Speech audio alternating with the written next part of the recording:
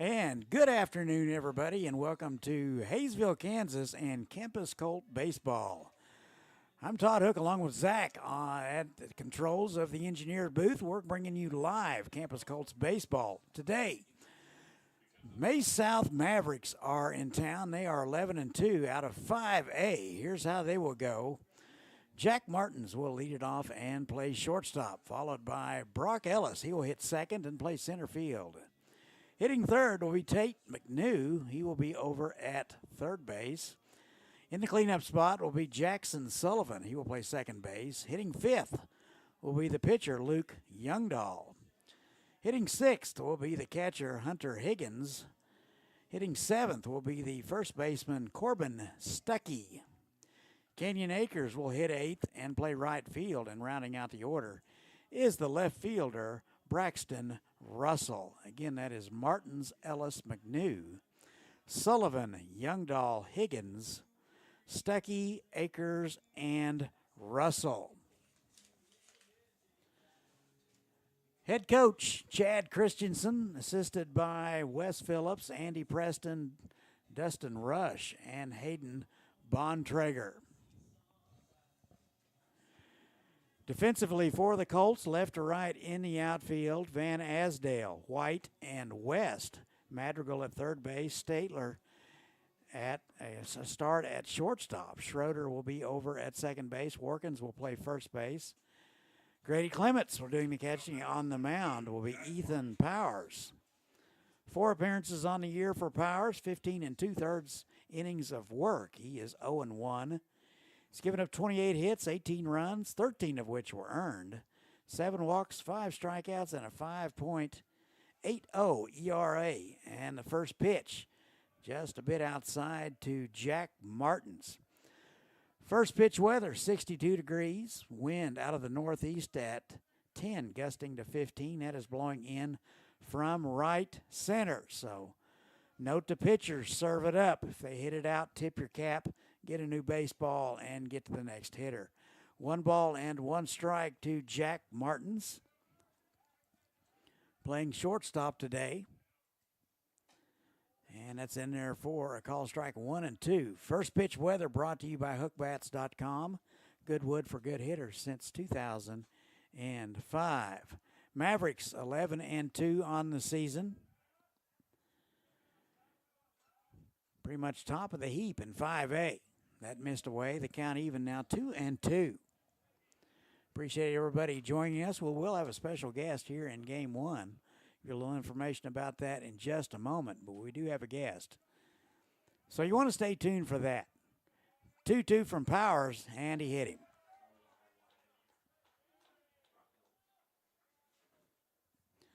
So not the start that Powers was looking for. The guy that usually pounds the zone is going to put the leadoff man on here in the top of the first. That'll bring up Brock Ellis. Ellis, a senior, will hit from the right side. Playing center field today, a man at first, nobody out, shows bunt, and takes a strike.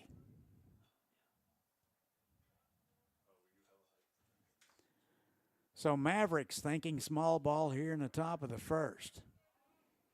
Can't disagree a bit. Not a big lead over there. Swung on and fouled away right side. Quickly 0-2 to Ellis.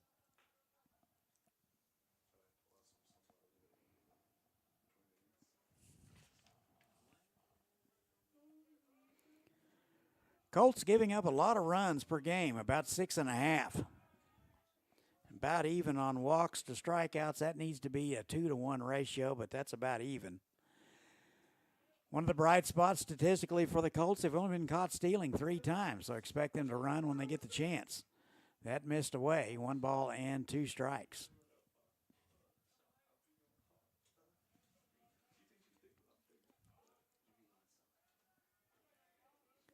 Top of the first, man at first, nobody out.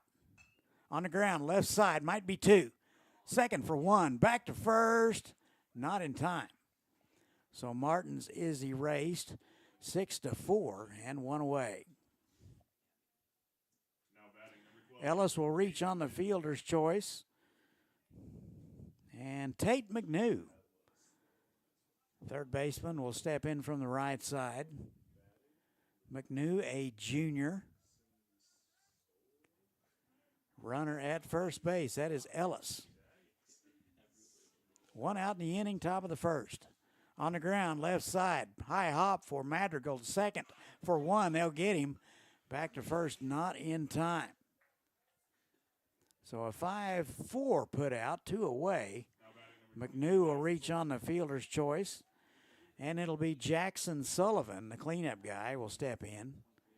He's the second baseman today.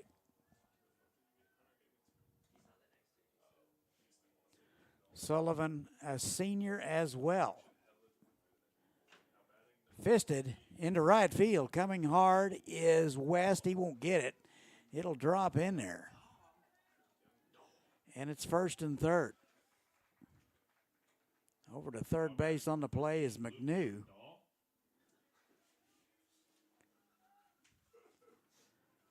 So it'll be Luke Youngdahl. He is doing the pitching today.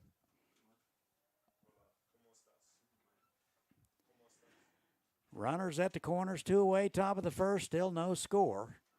Maize South and York Holtz. On the ground, fisted.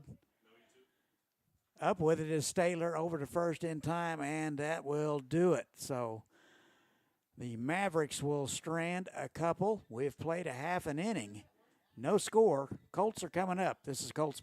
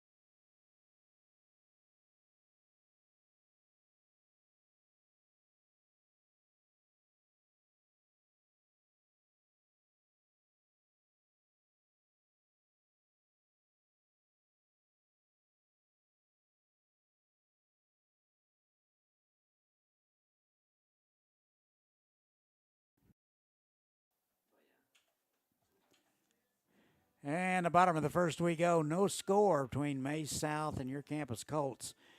Here's how the Colts will go. They are 5-9 coming into today. Camden Schroeder will lead it off and play second base. Lucas White will be in center field and hit second. Hitting third and playing first base is Hagan Warkins. In the cleanup spot will be the catcher, Grady Clements. Hitting fifth will be Camden Statler. He will be in shortstop. Aaron Madrigal will hit sixth and play third base. Trace Van Asdale will hit seventh and play left field, followed by Cooper Schenkel in the DH spot and Aiden West in right field. Again, that is Schroeder, White, Workins, Clements, Statler, Madrigal, Van Asdale, Schenkel, and West.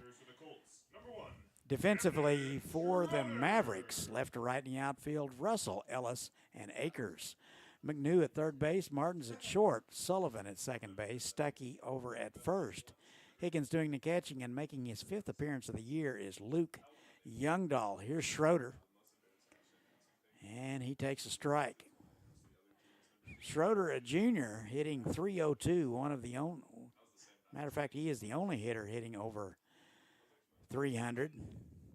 That is into right field, and Akers will get it for out number one. Next batter for the Colts, number 2, Lucas White.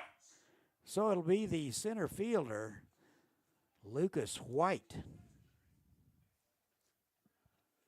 Junior hitting .233. He will step in from the right side. Going sleeveless today, toughing it out.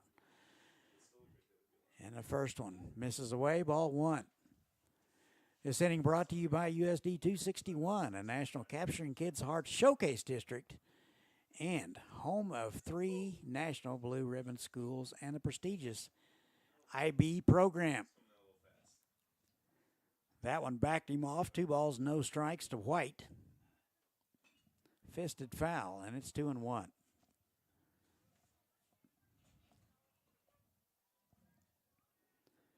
Expecting head basketball coach Zach Cleaver to come up and tell us a little bit about his successful season this year with the Colts.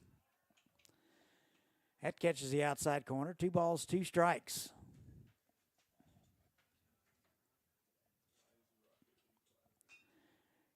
And that is a soft liner. Sullivan will get it, and 2 away.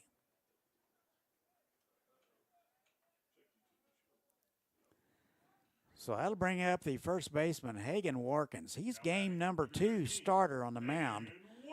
So he is at first base for game number 1. Usually see him at shortstop.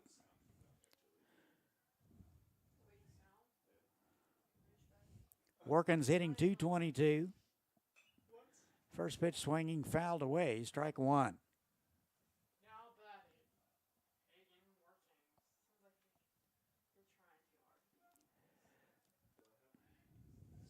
No balls and a strike. Off-speed pitch in there at the belt, and quickly 0-2.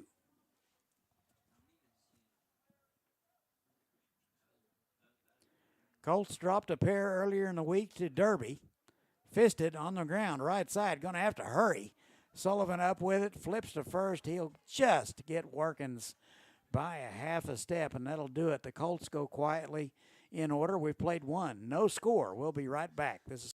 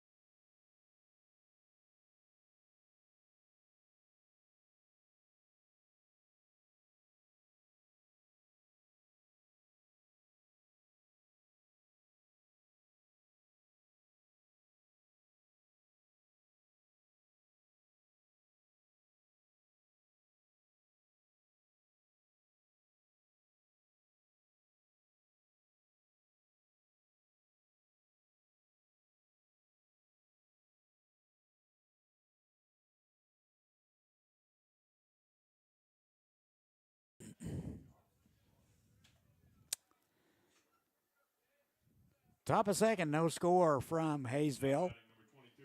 Maize South Mavericks in town for a couple. We'll have them both for you. 6, 7, and 8 scheduled for Maize South, Higgins, Stuckey, and Akers. So here's Hunter Higgins. And that one's in the dirt, misses away, ball 1. Powers out for inning number 2. He faced 5 hitters in the first and got out of it. 1-0. That's in the dirt. 2 balls, no strikes.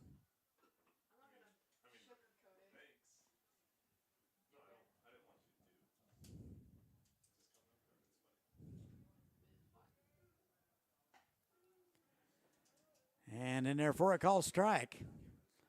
Ball and 2 strikes to Hunter Higgins doing the catching.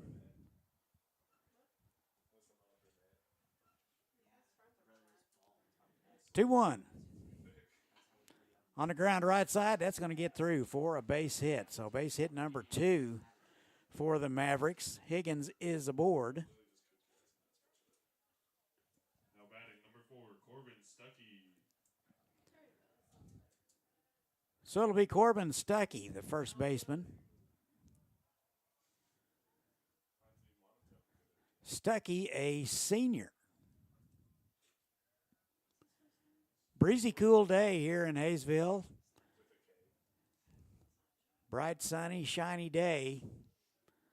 Looks a little more warmer than it is, but it's a toasty 70 degrees here in the press box that I am eternally grateful for. That missed low ball one. We'll have both games for you. Zach will have game 2. You want to stay tuned for that.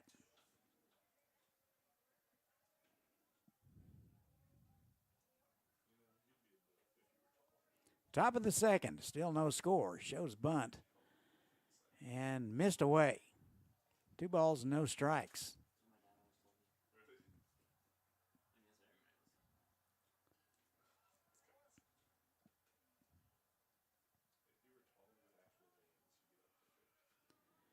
Not a huge lead over there by Higgins. He will draw a throw back in time. Outfield pretty much straight away.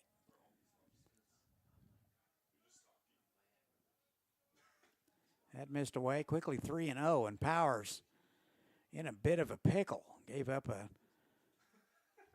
leadoff base hit, now threatening to walk Corbin Stuckey. And that catches the outside corner. Pretty good pitch there from Powers. It's 3-1. We'll see if he can continue to get healthy here against Corbin Stuckey. Swung on and missed, and it's full. So Powers battles back after being in the hole 3 balls and no strikes. It's now full. Got to wonder if the Mavericks might start the runner right here. They do not. That is popped up right side.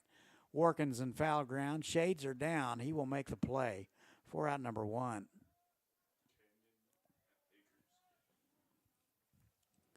Now batting number 18, Canyon Acres. So Canyon Acres will step in. He's the right fielder today. He'll hit from the left side. Checking his wristband for the play. And the first one from Powers catches the outside corner. Strike 1.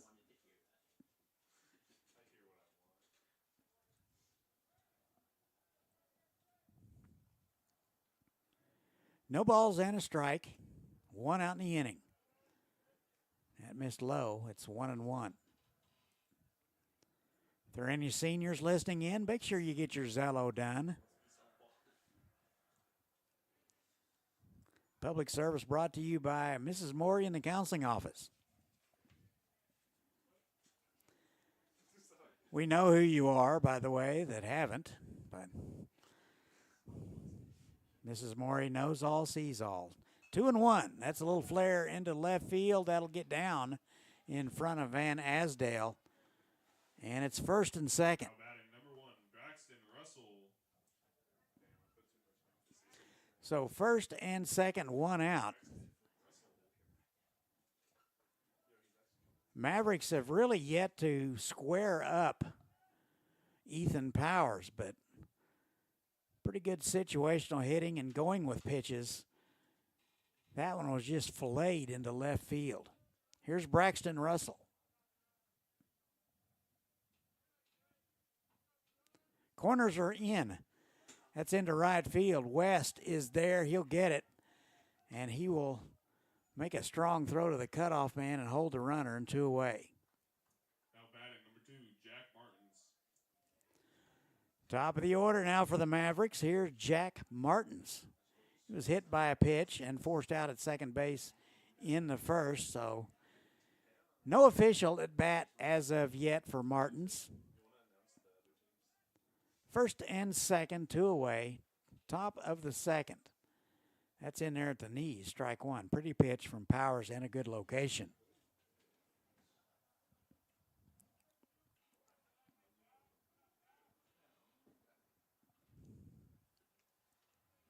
Oh, 1.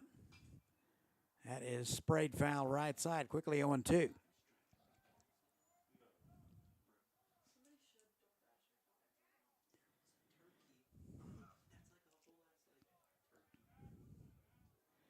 No balls, 2 strikes. And 2 outs. Powers trying to get out of this mess.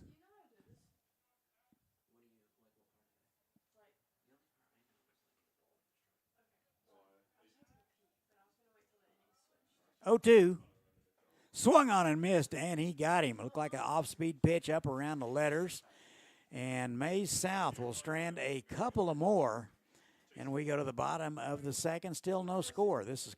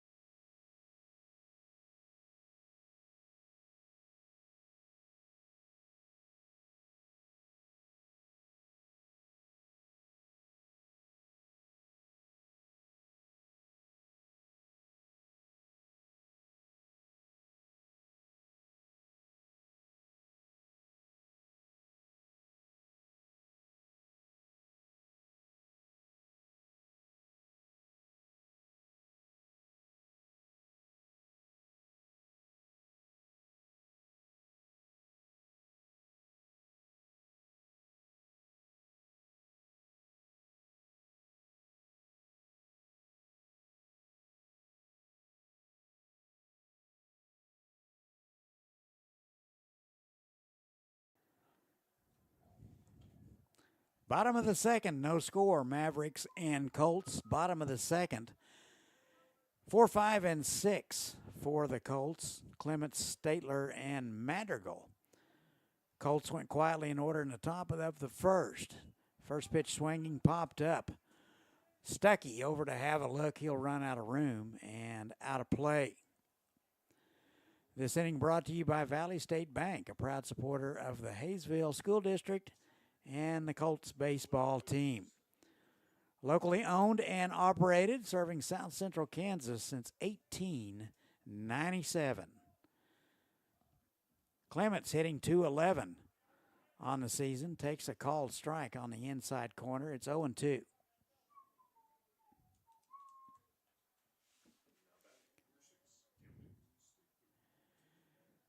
Youngdahl out for his second inning work. He got out of the first one in less than 10 pitches. So any pitching coach would be happy with that. 1 ball, 2 strikes to Clements. Into left field. And that'll fall in front of Russell, and Clements is aboard. So good news for Aviator followers. The leadoff man is aboard here in the bottom of the second. Number 3, Adrian Ramos. And now batting, number 6, Camden Statler. So Adrian Ramos will run for Clements. It'll be Camden Statler. Shortstop today, hitting .302.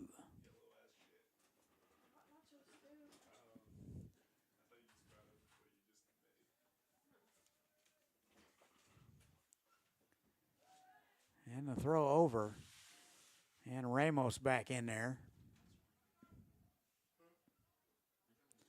Colts will run. They've only been caught 3 times all season long. So good success on the base paths. Just got to get them on. And Statler shows bunt and takes a called strike.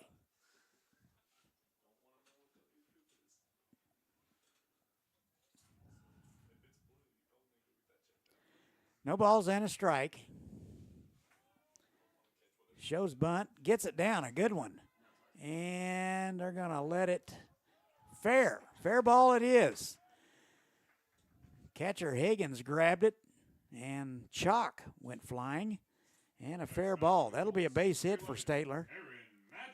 So back-to-back base hits for the Colts. That'll bring up Aaron Madrigal. .233 on the season for the right-handed hitting third baseman. Shows bunt and takes a strike at the knees.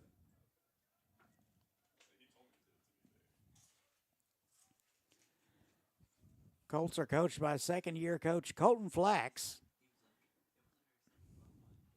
Danny Driscoll, and John Dravis. Also in the dugout. That's fouled straight back. In a sacrifice situation, everybody in the county needs to know you're doing it. Just get the baseball down is all we're asking. No balls, 2 strikes. We've got to see if he's swinging away here. Stuckey playing in front of the runner. Third baseman McNew about even depth. Double play depth in the middle, of course. Outfield straight away. 0-2. Shows bunt and foul.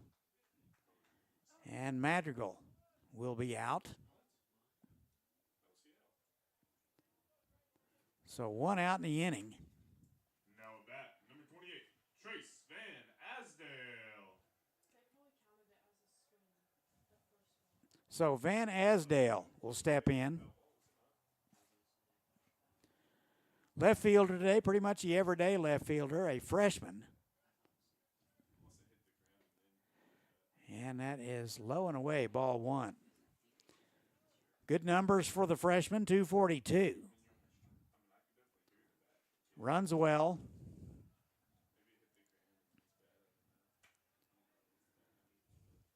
One 0. First and second, bottom of the second, no score. That got in on his hand, swung through and missed. It's 1-1.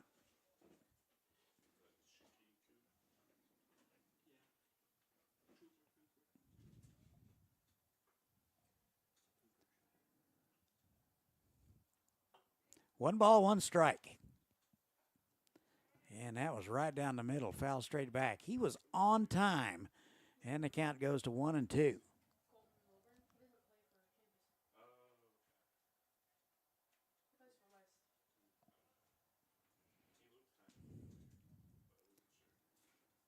One and 2.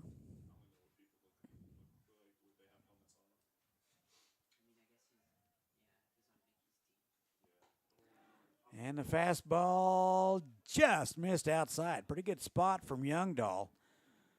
Pretty good 1-2 pitch as well. Even better eye from Van Asdale. 2 balls, 2 strikes, 1 out, first and second. Colts trying to cash in. 2-2. Swung on and missed. And Van Asdale will take a seat. Next batter for the Colts, number 7, Cooper Schenkel. And with 2 outs in the inning, it'll be the designated hitter, Cooper Schenkel. $185 on the season for the left-handed hitting designated hitter.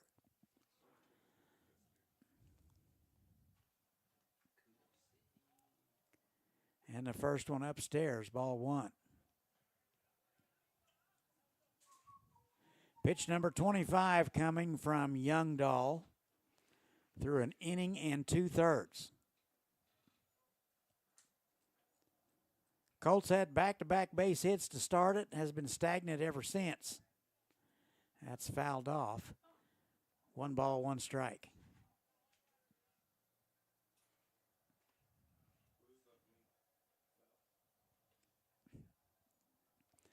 One. 2 outs in the inning.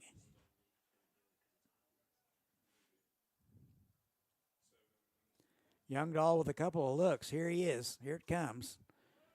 And that's in there for a call strike. It looked like Schenkel may have requested time, but was not granted time. So 1 ball and 2 strikes. So he's in the hole. 1-2. High and away. Not the best of 1 and 2 pitches. Need to get that down a little bit to entice Schenkel with that one. 2 balls, 2 strikes. Youngdahl trying to wiggle out of it. 2-2.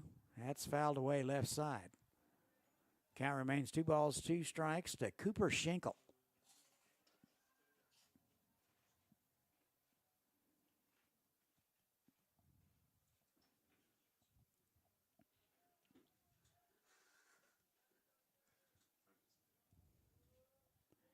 Youngdahl with a long look in. And the pitch. And they're going to ask him if he went around. He did not. So Schenkel able to check his swing, and the count is full.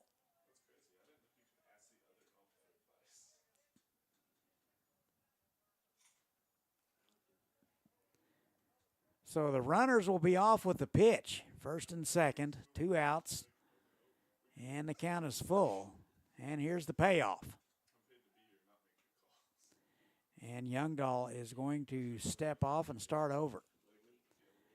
Youngdahl doing a good job of keeping runners right where they're at. That's his job.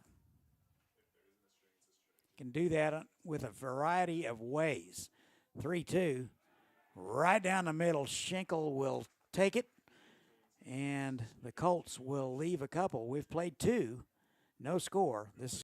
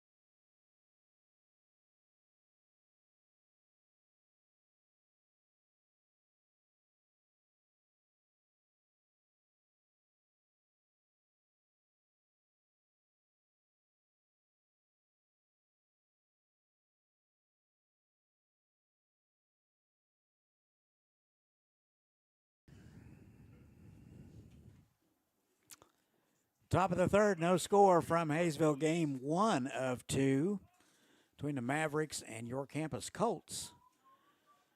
2, 3, and 4 for the Mavericks. Ellis, McNew, Sullivan expected. Ethan Powers out for inning number 3. And the first one to Ellis, ball 1. Ellis reached on a fielder's choice in the first. He's 0 for 1. Playing center field today is Ellis. That just missed low and away. 2 balls, no strikes to Brock Ellis. Powers, 30 pitches through 2 innings. That's in there at the belt. 2 balls and a strike. 3 hits for the Mavericks. They got a hit in the first and 2 in the second. That's in there at the belt. 2 balls and 2 strikes.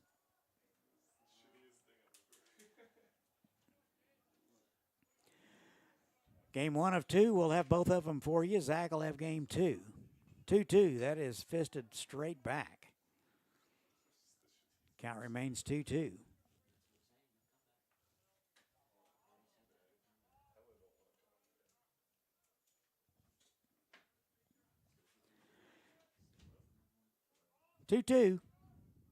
Off speed pitch, fooled on the pitch. Little fly ball into right field. West will gather it, and there are 1 out. Now batting number 12, Tate McNew. So it'll bring up the third baseman, Tate McNew. He also reached on a fielder's choice. He's 0 for 1. Playing third base today. Not sure he's had any action as of yet. Powers is ready and in the dirt, ball 1.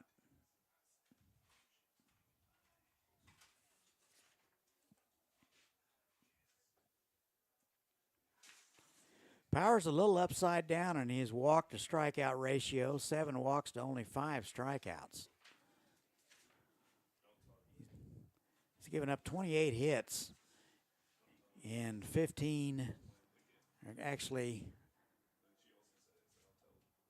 17 innings. That's fisted foul, 2-1.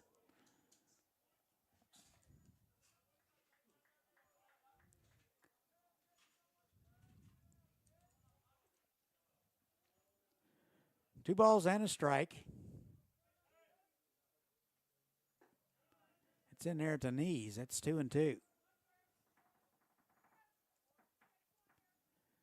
Powers faced 5 guys in the first and 5 guys in the second. That's fouled away. Count remains 2-2.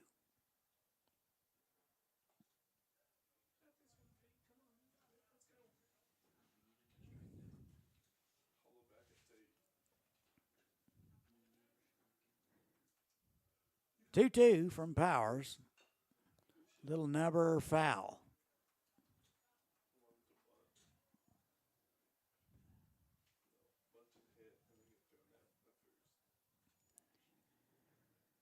If you're in the area, come on out. Lots to eat and drink. They have kielbasa and chili tonight in the concession stands. A good night for chili. 2 balls, 2 strikes. Popped up. Left side. Looks like it'll be the third baseman Madrigal making the call and slides to a knee and hauls it in for out number 2. Now batting number 22, Jackson Sullivan. So it'll be the second baseman, Jackson Sullivan. He's 1 for 1, a single in the first.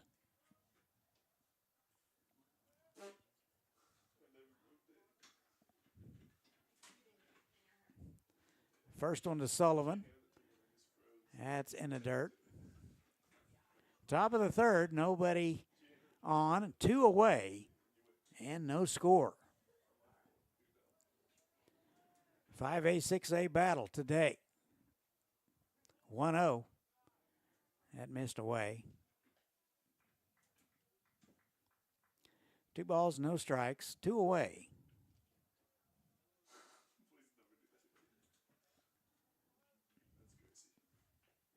In on the hands, and it's 2-1.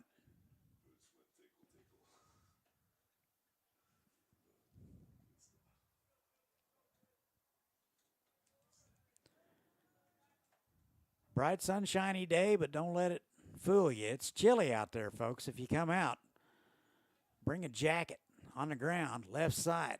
That will be Statler. He'll gather it and throw to first, and the Mavericks go in order. We played 2.5, still no score. This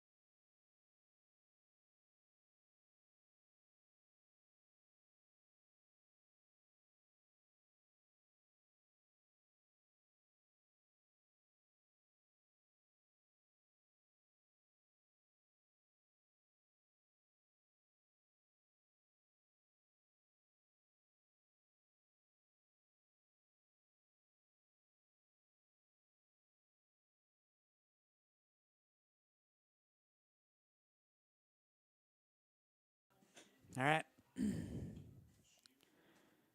Bottom of the third we go from Hayesville. No score between your campus Colts and the Maize South Mavericks. 9-1-2 for the Colts. It'll be West, Schroeder, and White Luke Youngdahl out for inning number 3.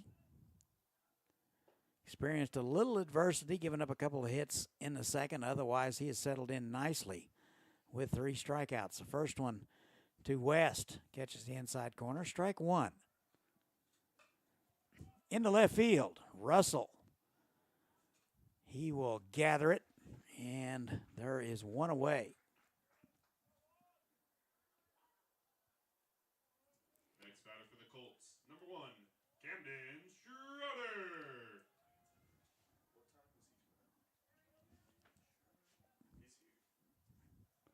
Camden Schroeder, top of the order for the Colts. Flew out to right field in the first. He's 0 for 1.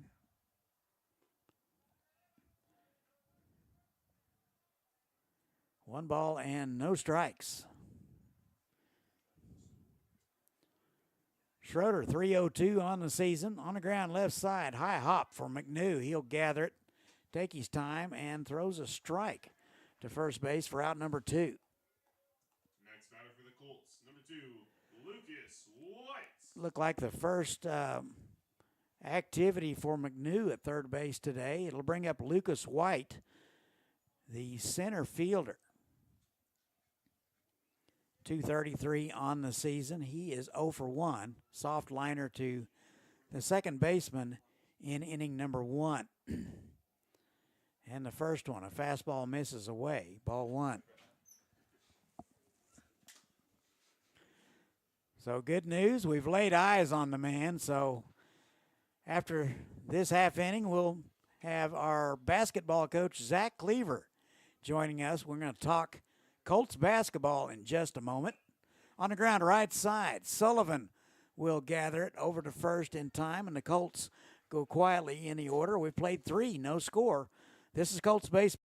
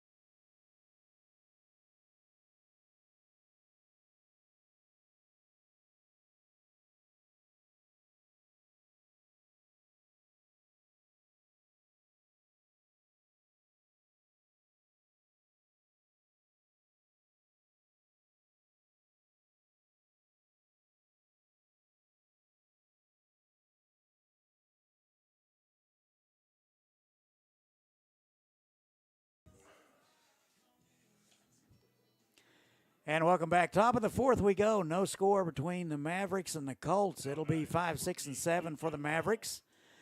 It will be Youngdahl, Higgins, and Stuckey. Special guest in the booth today, head basketball coach Zach Cleaver. Coach, thanks for joining us. Thanks for having me, Mr. Hook. Appreciate it. Man, what a season you had. Made it to the Elite 8 and played at WSU's Coke Arena. How good is that? Yes, sir. It's always good to be back at Coke Arena. So, we played there whenever Andrew was a freshman. We got state runner-up that year, so our goal was to make it back, and I'm glad we could do that by senior year.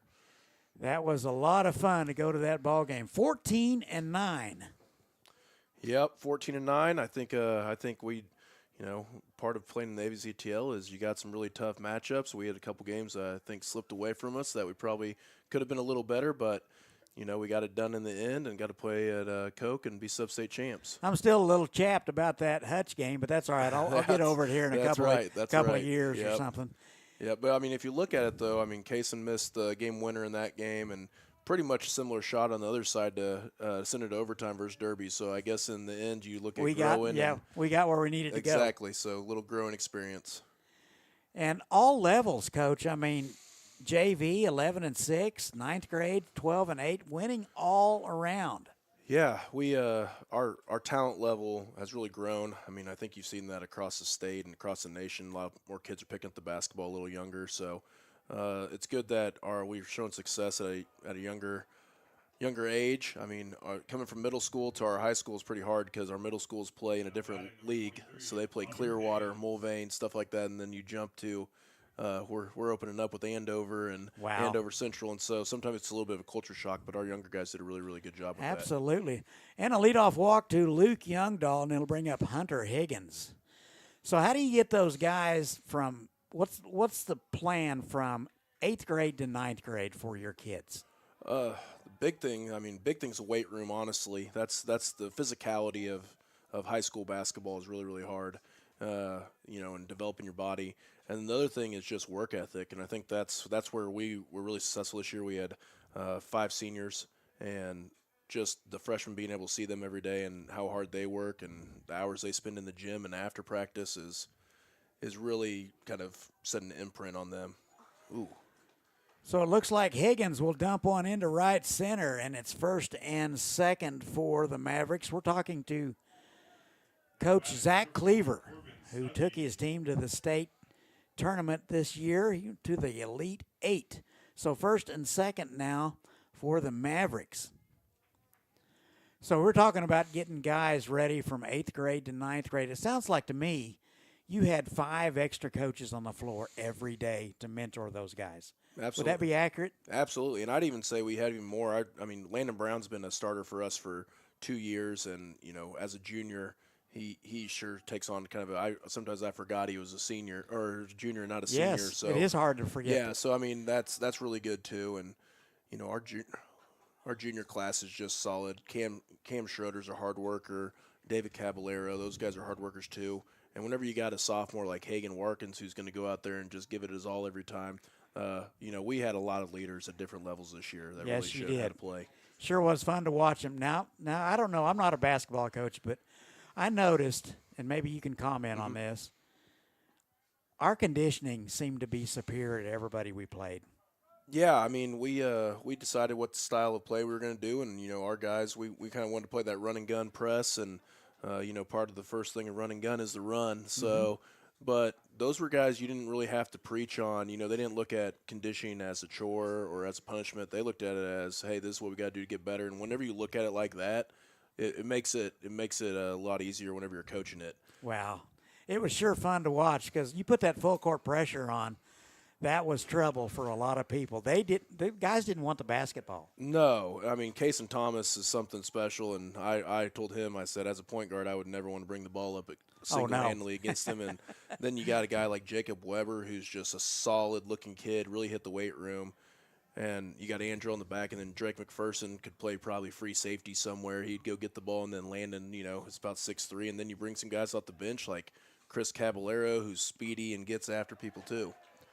So that's through the left side, and at least they're going to send a runner, and the throw is cut off not in time. So Youngdahl, the leadoff walk, will come home to roost. 1-0, Maize South. So that'll be an RBI for Stuckey, and he's aboard 1st and 2nd. So that'll be Canyon Acres now. We're talking to Coach Cleaver. He's wrapping up his season, a very successful season. He talked a little bit about, he writes on his paper, how good is good enough? Yeah, that was kind of our motto this year, we, good enough to our guys. Could it be good enough to be, win a couple games?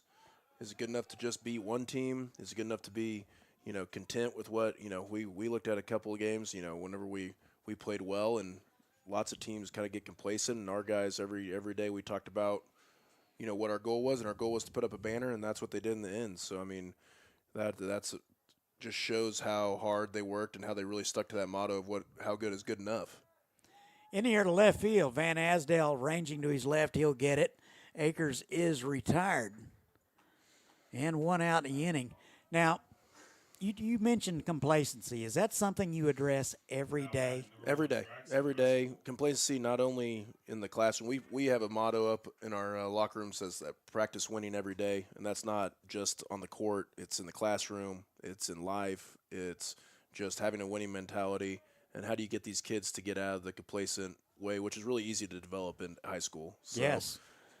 Yeah, we just talked about Zello a while ago. We did a public service there about procrastinating, so we got that across. So. That's right.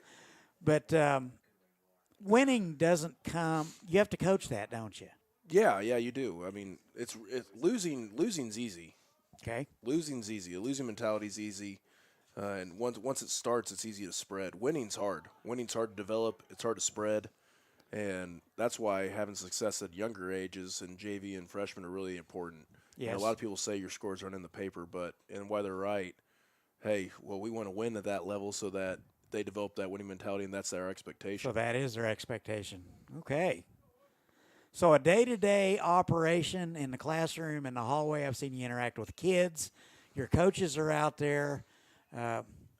Coach Curtis is out there. Tell us a little bit about your assistant coaches. Oh, man. I mean, a coach is only as good as their staff, and I got grade A staff. I mean, our freshman coach is Colby Leeper. He's a campus grad, and he's phenomenal at one.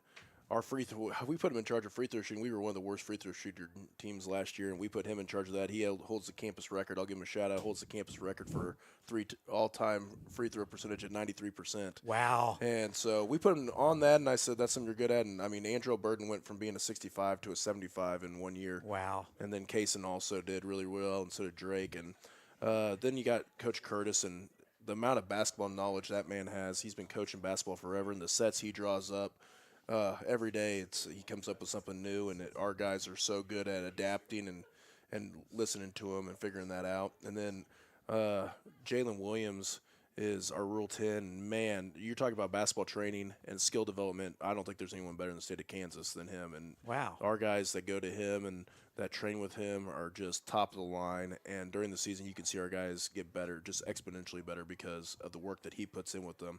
But I mean, just as a collaborative effort, you can tell we all coach all 4 levels, and that really kind of, they could see everybody as kind of a leader and a coach on the court no matter what level we're at. Well, it looks like we're going to load him up here, Mr. Cleaver. Number 2, Jack Martins. Get them together real quick. Looks Coach like Flax. Coach Flack's going to go out and discuss probably a defensive scheme here, I would guess. We're talking to Zach Cleaver, head basketball coach at campus. They just came off a 14-9 stellar season that ended at Coke Arena in the state tournament.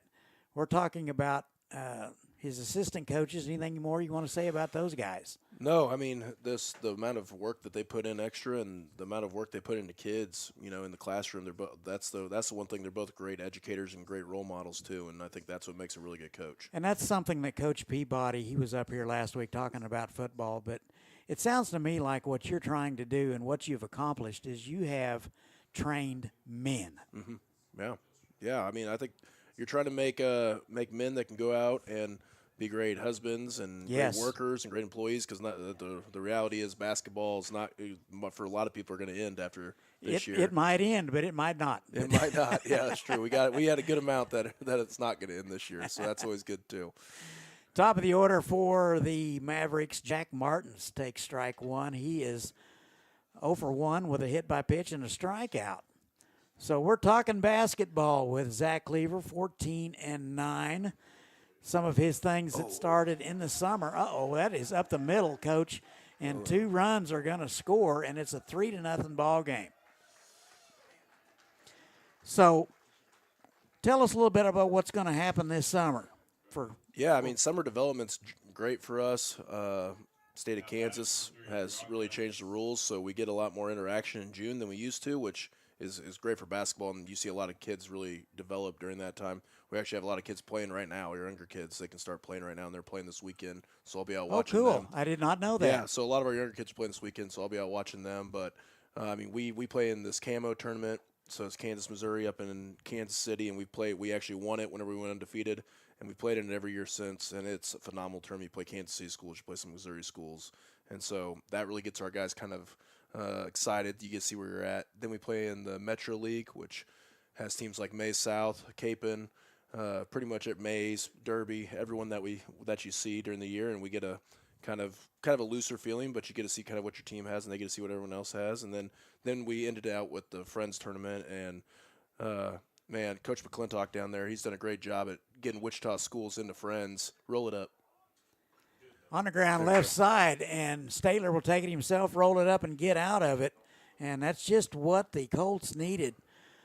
We go to the bottom half of the fourth. Maize South takes the lead 3-0. This is Colt baseball.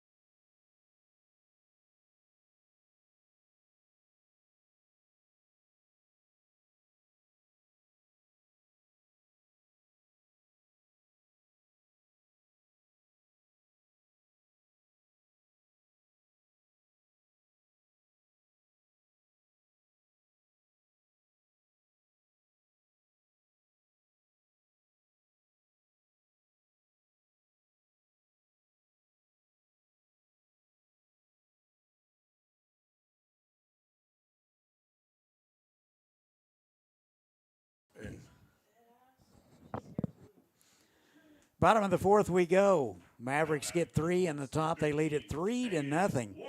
3, 4, and 5 for the Colts. Warkins, Clements, and Statler expected. Luke Youngdahl out for inning number 4. He has pretty much settled in nicely. And the first one to Warkins up and away. Warkins 0 for 1, bounced out in the first. We're joined by Zach Cleaver, talking basketball. What a season he had. This was a team that shot almost 50%, Coach, from the field. That is unheard of.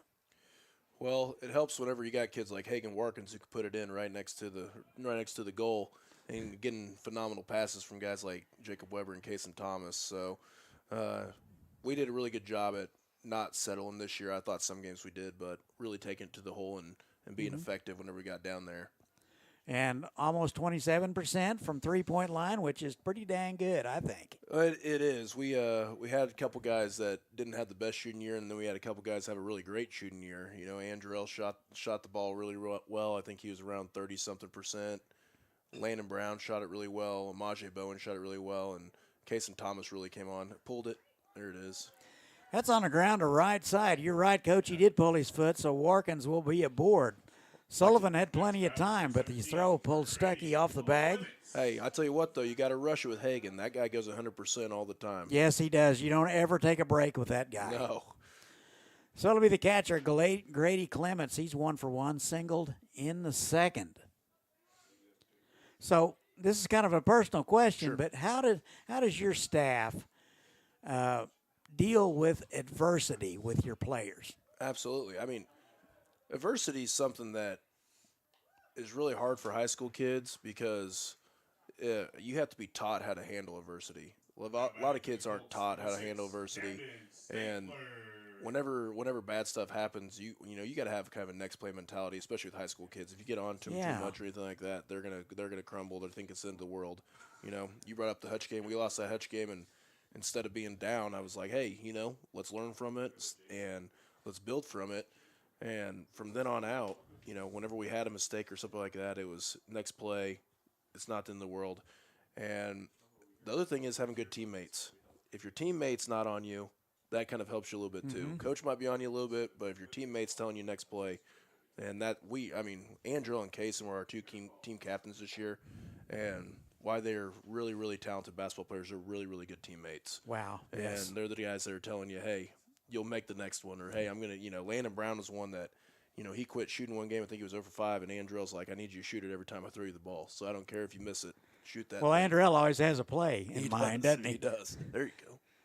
That's that's going to drop in left field, and a run will score. So the leadoff error is going to come to fruition. Hustling into second base is Camden Statler, and he will get credited with an RBI and a single, and it's a 3-1 ball game. What a hustle play by that kid, man. That play, Coach, was made out of the box. Yeah. If you run hard out of the box, everything in the outfield is a double till we hold you up. Exactly. Basically. Yeah. Wasn't it Michael Jordan that said we either win or we learn? Yep. That sounds like your mentality as well. It is, and I mean, there's a couple of aspects to high school sports that are a lot different than other sports, and I mean, one of them is you're out there to teach still. Like, Yep. You're still an educator. You're on the court. Some people can get kind of lost in the fact that a lot of things are learning, and losses include that. Losses happen, and I mean, I've been a part of a team where losses didn't happen and learning still happened. Yeah. Like we had a lot of learning mistakes and stuff like that. And this year, I mean, they were such a fun group to be around every day, and such a group that you could coach them. And that was our big thing. Like, let us coach you, and they did. I mean, every day they absorbed what we were telling them. They adjusted, and I'm really going to miss that group. I mean, they were a great group of senior leaders, and hopefully, their impact rubbed off on our juniors and our sophomores, and we'll have continued success in that aspect of being coachable. One of the things I've noticed about your club and the clubs before you got there, you were still on the staff, was how infectious enthusiasm was. Yeah. I mean, I don't go to practice, but I don't think it just happens in the game. Do you? No. It is. I mean, you got kids that like playing the sport, and that's the thing. They love basketball, and whenever they start to develop relationships with their teammates, they also love playing basketball with their teammates. And I think that's what we found this year. We had team dinners, stuff like that, and they like being around their teammates, and they love the game of basketball. And whenever you put those two together, it's a combination for enthusiasm. And we as coaches, I mean, Coach Curtis and I, and Coach Leeper and Coach Williams, try not to take everything as serious as possible. We love winning, and we love getting better, but also having fun on the court is a big thing for us too. Okay, first and second, Coach, one out, one run across. Here's Trace Van Asdale. Does this young man play basketball? He does not. See Coach Preston out there. That's a basketball coach, though, from Maize South. Well, looks like they're going to talk about it right quick. He was a pretty good player back in the day. He played with Brandon Johnson at Butler County, if I'm not mistaken. How about that? Well, there's a blast from the past right there. So Brandon played both baseball and basketball. Brandon played single A, maybe double A baseball. I knew that, yeah. but I didn't know yeah, about. He was a heck of a. I didn't know about the basketball in college. Yep. So that's a rarity. Yep. Talking about the athletic director at Hayesville West, correct? Yep. Okay. So it looks like the Mavericks are going to talk about it. We're talking to Zach Cleaver. He had a phenomenal season in his first season. What did you learn this year that you didn't already know? I mean, anything you can mention to us? Yeah, I mean, Coach Davis always told me this, and it was never too high, never too low, and really as a head coach, you got to do that better than anybody on the court. Man, that's hard to do, isn't it? And it is, because I'm a very enthusiastic person, a passionate person, so trying to control my emotions and settle our team down in certain situations, and even whenever we think stuff's going bad, like you talked about adversity, I think that's a big thing is trying to lead by example that way. And I think it got better at the end of the year than I did at the beginning of the year. But again, coaching's a learning experience too. So, yes, it is. Everybody's learning. And whenever you got Coach Curtis telling you to relax, that's always a good thing too. I think you probably had to do it about 12 or. Well, he does have the market cornered on relax. He does, okay, he does. There are times when we vacuum around that guy. That's okay? right. That's right. So, I wished I had his temperament. Yeah, no, he's great to have because the other three of us are pretty passionate guys. So okay, we'll go with passionate. Yeah, we'll go with passionate. I have seen Coach Davis jump before, so I He mean has. that's I don't have to stomp, and I want to keep my knees intact. So yeah. I don't I don't want much. you to have to get a new one. Yep. And then the other thing is having great support staff. We had phenomenal managers. Coach Davis told me go out and get the best managers because Yes. they just Emily Miller, Emmy Schrog, and Andrew Landers just made my life so much easier out there just on the stuff that they did, and they're so appreciated. So did you have to learn how to turn that stuff loose a little bit? I do. I mean, I did because you want to. Whenever you're an assistant coach, you try to help out as much as you can. Whenever you're a head coach, you got a little different responsibilities. So turning stuff loose to the assistants, I feel like I'll probably get better and better in time. But yeah, turning stuff loose and letting people control stuff was a little more difficult. Yeah, that would be a difficult transition. So bottom of the fourth, 3-1 in favor of the Mavericks. We're talking to Coach Cleaver. Got a big summer coming up. Do you have some camps? Yep. So we do Friends, we do Camo, and then we do the Metro League. And I mean, we get them for the whole month of June, which is great. And then we turn them loose for their MAYB teams in July. We got, I would say, whenever I first started here, we probably had 3 or 4 players that played summer basketball. And I bet now we're at 50% or more of our players That's probably play bunch. summer basketball. Yeah. So, and some guys play really competitive leagues. So that helps them for sure whenever it comes to November. Okay. So, kind of lastly here, I want you to talk a little bit about your players going on to the next level. Sure. You've had a couple. Yeah. We got a couple this year that are going to go play basketball. I mean, Case and Thomas, I don't know if there's probably a more electric player in Kansas. I mean, you got a 5'11" kid that can get up and jam, 39-inch vertical. It was probably With both hands, not with just both one. hands, yeah, Okay, with both let's clarify that. Yeah, with both hands. And I've coached a lot of fast players. I mean, we had Steele Chapman, who was really fast and could get after it, and he might be Casey might be the fastest kid I've ever coached with the ball in his hands. I mean, he's just electric. He took over some games. He's going to Coffeyville, which is one of the top basketball JUCOs in the nation. Honestly, the Jayhawk League is so competitive. I mean, you look at it, and Hutch was really good this year, and then you got Barden, who was the national champs, and they're going to play in that league, and they do.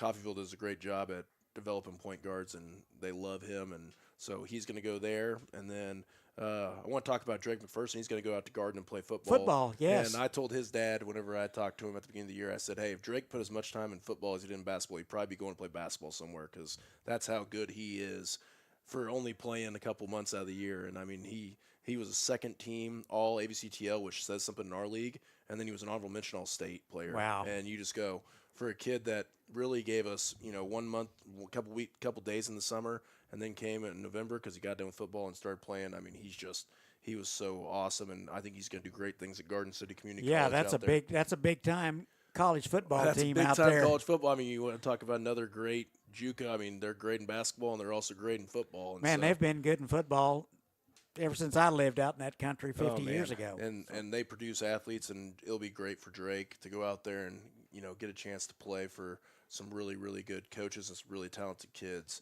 And then, of course, you got Andrew Ellen. I mean, I put him as he's finally probably, found a school to take him. Yeah, huh? he did. So I mean, he's gonna go to South Dakota State, be a Jackrabbit. They love our Hayesville kids. Well, so you got why wouldn't they? Yeah, Quentin Hicks went up there. Marcus Hicks is up there Yep. now, and then now Andrew Ellen. I mean, he's the most talented basketball player I've ever coached. I wouldn't say the best.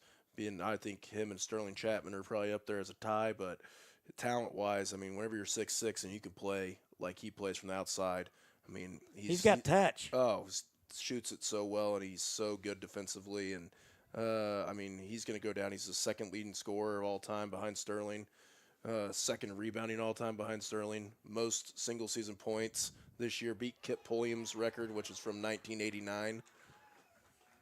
Wow. And then beat Ron Myers, past Ron Meyer in rebounding this year too. And then he also set the single season scoring or single game scoring record with 45 versus Newton, which give Ron Meyer some credit. He scored 43 in back-to-back games. Wow. Versus South and Derby back in the 80s. My goodness.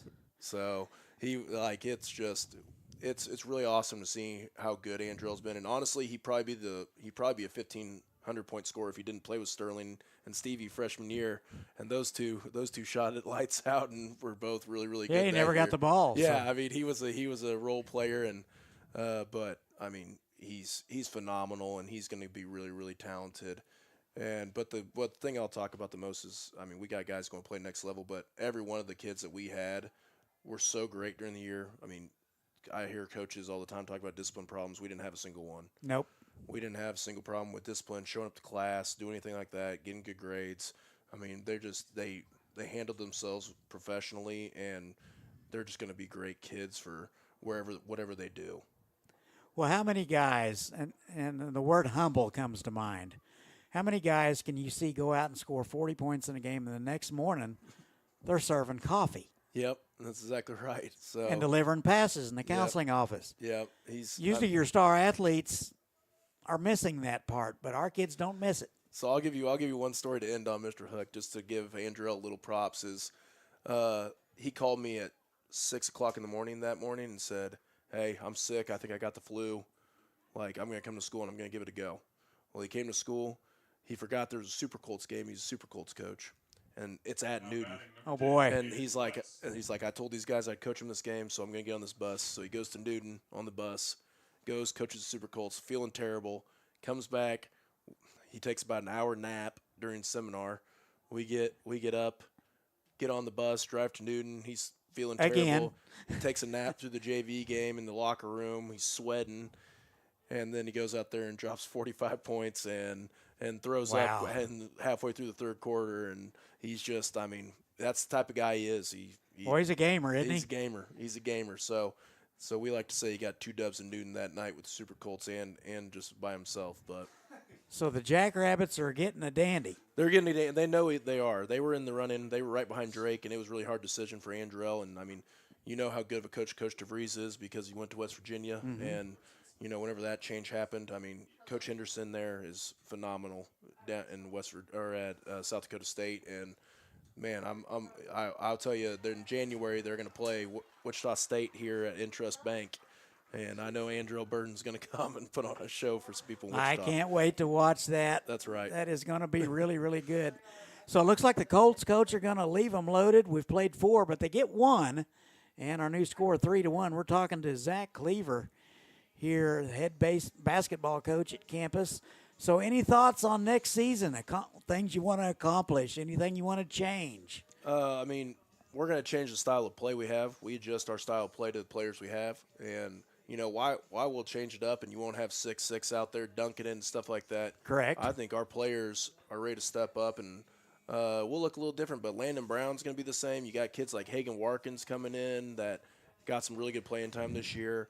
And then you got guards like Chris Caballero and Jalen Clark. Jalen Clark this last year had one of the best shooting performances I've ever seen. He had 10 threes in the first half for his Hutch at a JV game. Wow. So I think he went 10 for 12 in the first half. Well, that's got to be a record somewhere. Yeah, it has to be something. So I said, I've never seen a shooting performance like that. Wow. And so that kid can shoot it. And those kids, our sophomores and juniors, are already in the gym getting ready. They love basketball. So I think we'll still put on a really, really good show. Just probably will have a little less dunks in it.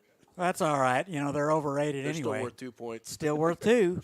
We can always lay it in. We don't have to ram it home. That's right. That's right. So, but Anything else you want the folks to know about Campus Colt basketball? Oh, I just say that one of the best things about our basketball team is how much they support athletes doing other things. I know we got a lot of guys going out to the track meet to watch some of our basketball players that are running out there. We got basketball players here watching our baseball players. And I think that's what makes the Campus Colt family so special is you always see it's not basketball, football, baseball. It's hey, we come support each other no matter what sport, and we encourage people to play the sport that they're really passionate about. So a big family, and you can meet a lot of these Colts here in the concession stand. They're working today, correct? That's right.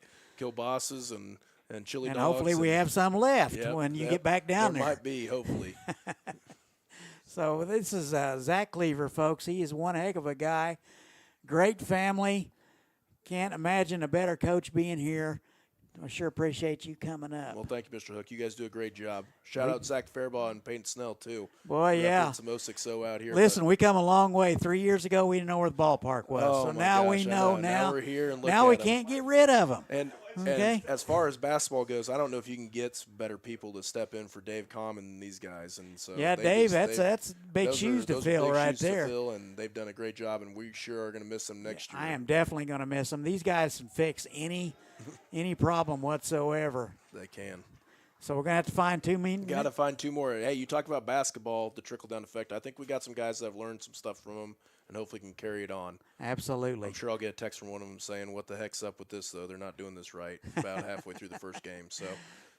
So that's Tate McNew. He leads it off with a base hit to right field. It'll be Sullivan and Youngdahl coming up. Powers out for inning number 5. He has thrown 76 pitches, so we got to wonder how much he's got left in the tank. And looks like they're going to play small ball, bunted foul. So Jackson Sullivan, 1 for 2 today, singled in the first. We're having a nice conversation with Coach Cleaver. State Elite 8 this last season. Lots of success, lots of energy. Young guys, young coaches, I hope. I'm looking at the right side over here, and that's one of our guards and our posts, and just like watching them compete. Well, you could put pads on them, and it'd be the same competition. Oh, I'm sure Coach Peabody's going to enjoy them too. Oh, they don't like that. Is it hit by pitch, or are they going to bring him back? Bringing him back. Well, that's why you don't do this in pen, Coach. That's right. That's right. So it looks like that Sullivan didn't make a real good effort to get out of the way of that, and they're going to bring him back. So 2 balls and a strike now. So that pad thing kind of makes a guy soft, I think. We'd still be in there rolling around in the That's dirt. right. I didn't like to get hit, man. I didn't want Whenever no you got part hit of that. Back in our day, they just gave you the base. Yeah. After you came to, you got That's to go right. first. 2 balls, 2 strikes to Youngdahl. That's the thing. They give these athletes so many pads. They got the elbow pads now. In basketball, they look like they're ready to go off to war. They got these hip pads and all this stuff out there. So, in football now, they got all the arm guards and turf burn stuff, and it's just a different era. Well, you played a lot of basketball. How many times did you knock knees with somebody? Oh. Wasn't that the most painful thing that could happen to you? Knocking knees or an Andrew Burton elbow are up there probably. Well, he'd be elbowing me on top of the head because I wouldn't. times I've made the mistake of subbing in at practice, and that he got some sharp ones. Well, you're not a spring chicken anymore. And a runner goes, and that is, I believe, ball 4.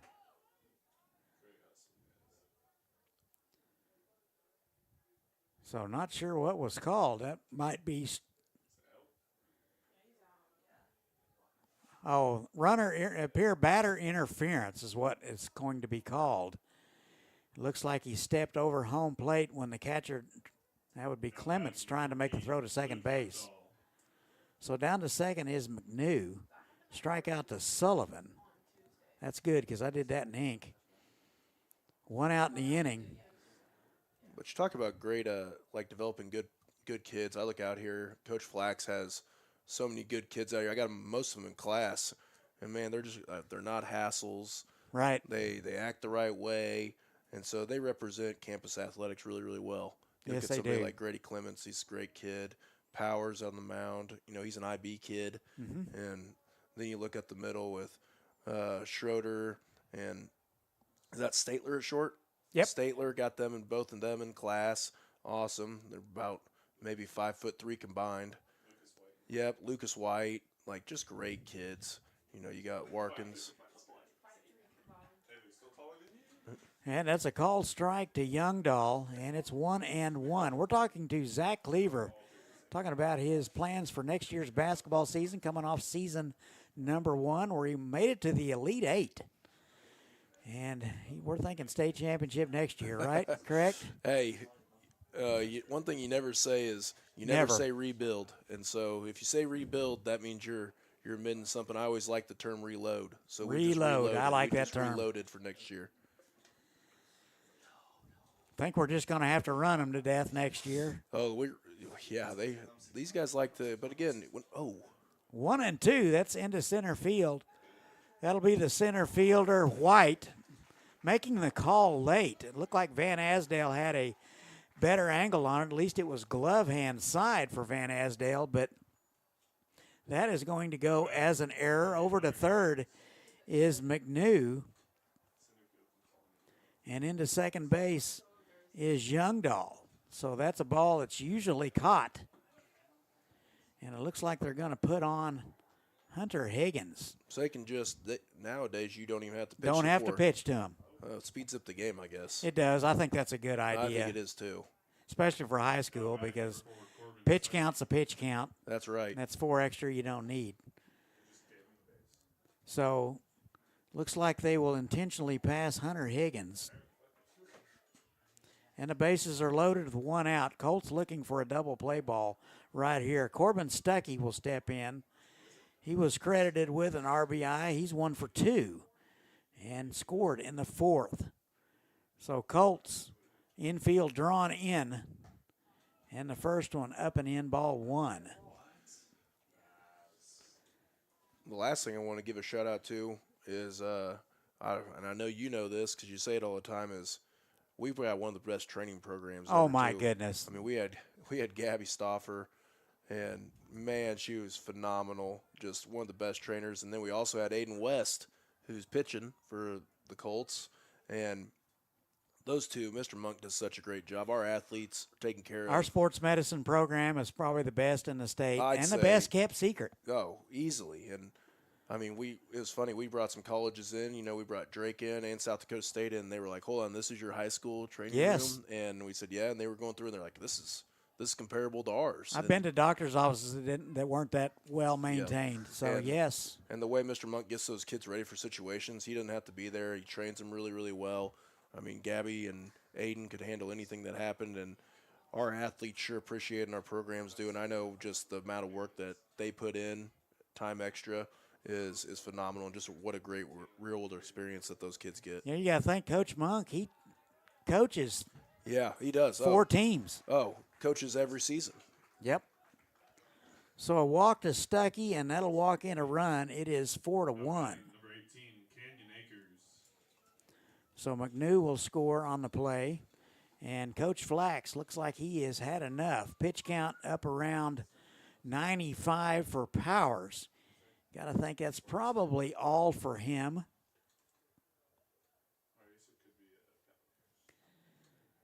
No indication yet. Looks like they're going to make a change. We'll tell you all about the new guy. We're going to take a break. This is Colt Baseball. We'll be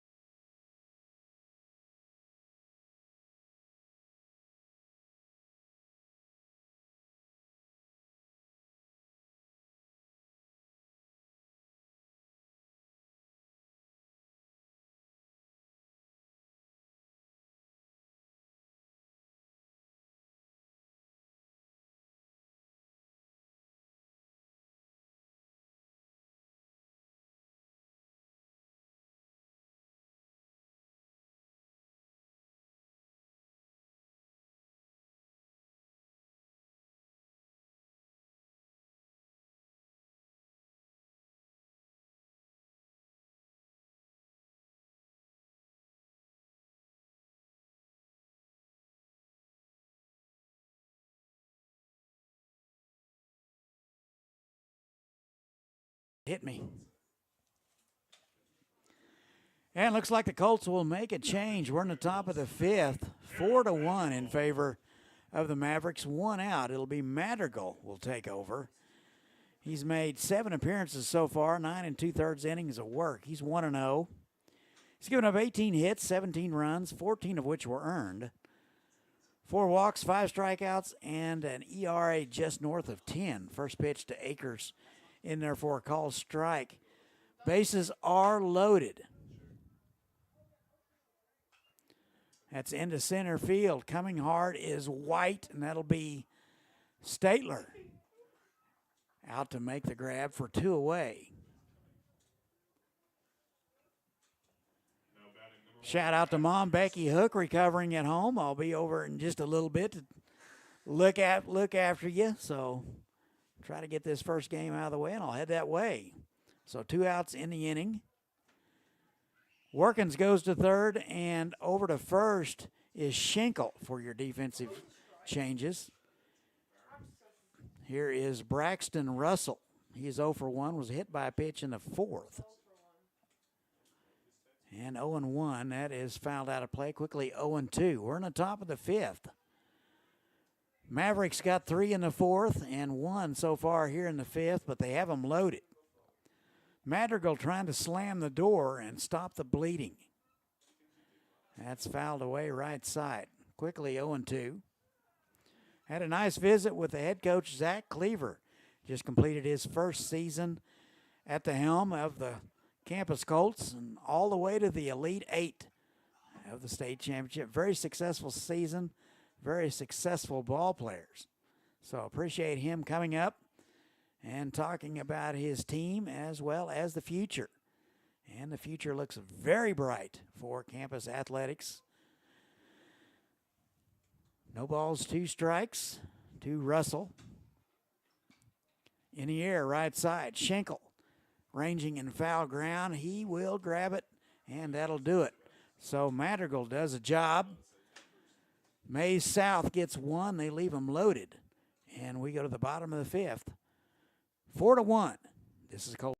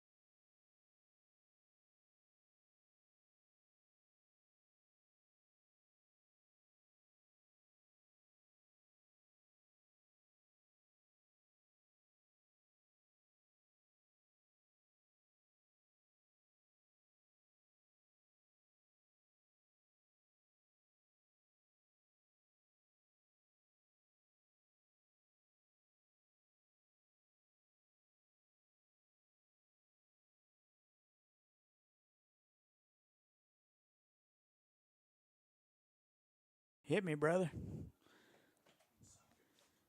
Bottom of the 5th we go. Colts with some work. They trail it 4-1. Top of the order for the Colts, 1, 2, and 3. Schroeder, White, and Workins. So Schroeder will step in. He's 0 for 2. Second baseman today.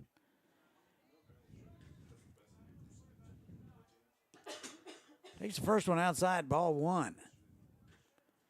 Youngdahl out for inning number 5. 66 pitches through 4 innings.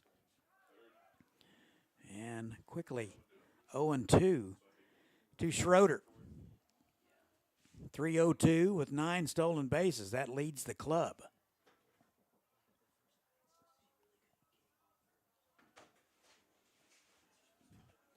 And an off-speed pitch just fouled away. Count remains 0-2. Game 1 of 2. Zach will have game 2 for you about 20 minutes after the conclusion of this one. 0-2. High hopper. Could be trouble. And Sullivan unable to glove it and make the throw. That's going to go as a base hit. Even if he does come up with that ball clean, the way that Schroeder runs, forget it. Next batter for the Colts, number 2, Lucas White. So the leadoff man's aboard for the center fielder, Lucas White. 0 for 2 today. Lined out and flew out in the third. White 233 at the start of the day. Colts only hitting 221 as a team, so some work to do to improve that. Last score report we had for campus softball, they were 0-0 in the third. They try to get Schroeder. He's back in there. Olathe West leads 6A at 15-0. Wichita Heights 12-2 that's the West, and the East is Olathe West at 15-0. 5A leaders in the East, Overland Park 13-2, and in the West, Andover Central also at 13-2. Campus softball leading the West Division.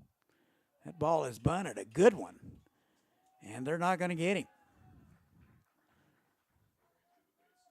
So that'll be back-to-back base hits for the Colts. That's just what they needed. Talking campus softball now, they're 11-1 in the West Division. Olathe North leading in the East Division at 11-1.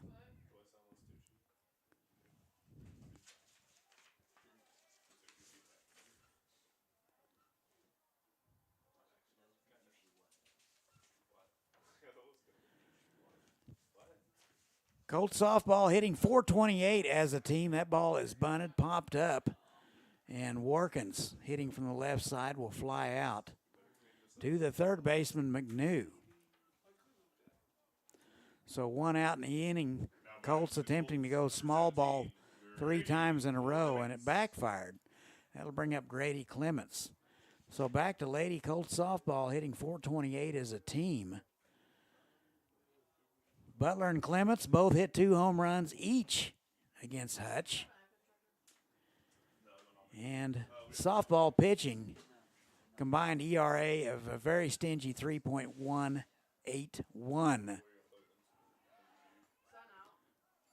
That is lined to the shortstop. They try to throw behind the runner.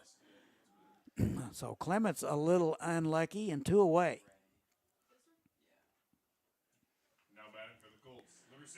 Lady softball have 4 batters hitting over 500. Cooper, Clements, Strom, and Minnick. So go check out your Lady Colts softball team when you can. And the first pitch to Camden Statler in there for a strike. 222 on the season. 2 for 2 today with a stolen base and an RBI, so that 222 will come up a bit. No balls and a strike.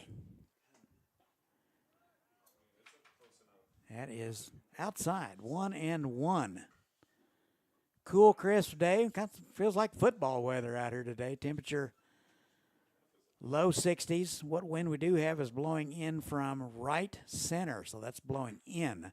Very big ballpark anyway. So I told the pitchers just serve it up. Back pick gets away from Martins, but not far enough. Sullivan backing it up.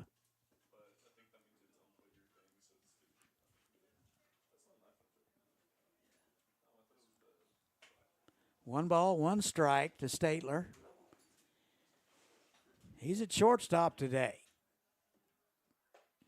Takes upstairs. 2 balls and a strike. 2 outs, bottom of the 5th.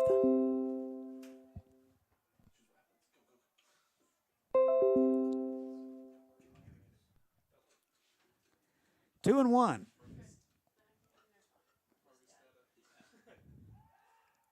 Back pick again. They're worried about Schroeder, and they should be. 9 stolen bases. He's a threat to run. Oven mitt is applied. Not sure the pink oven mitt makes him any faster. It might. I don't know.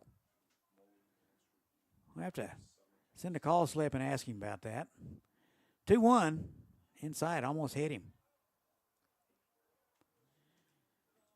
Youngdahl. Pitch number 78 coming.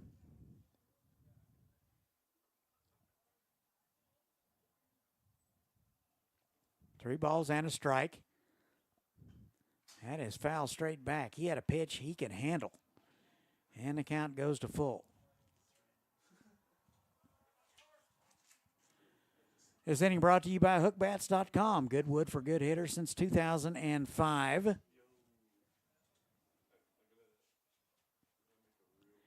Outfield straight away and not very deep.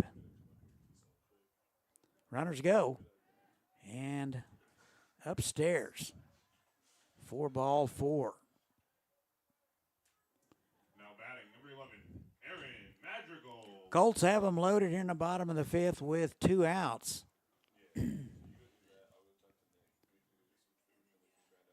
Mavericks lead it 4-1. Colts got their only run in the fourth. They left 3 men stranded in the fourth.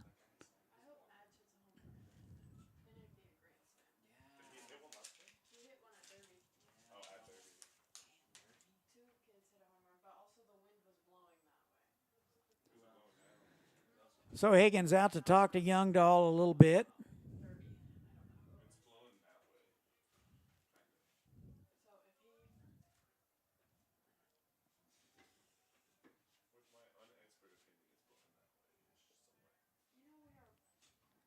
Madrigal has some power, does have a homer. Had one at Derby. On the ground, left side foul.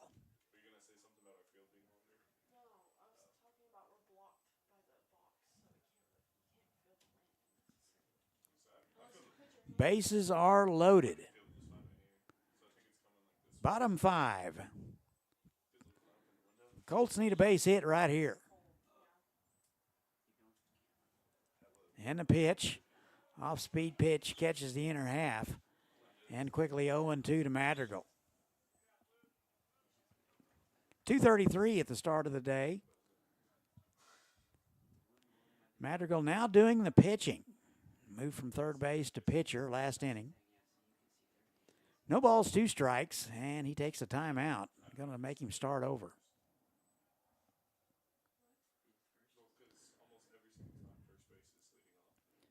Five hits for the Colts so far. And the fastball right down the middle. Madrigal will watch it, and that'll do it. So Colts leave them loaded for the second inning in a row. We go to the 6th, 4-1 Mavericks. This is Colts.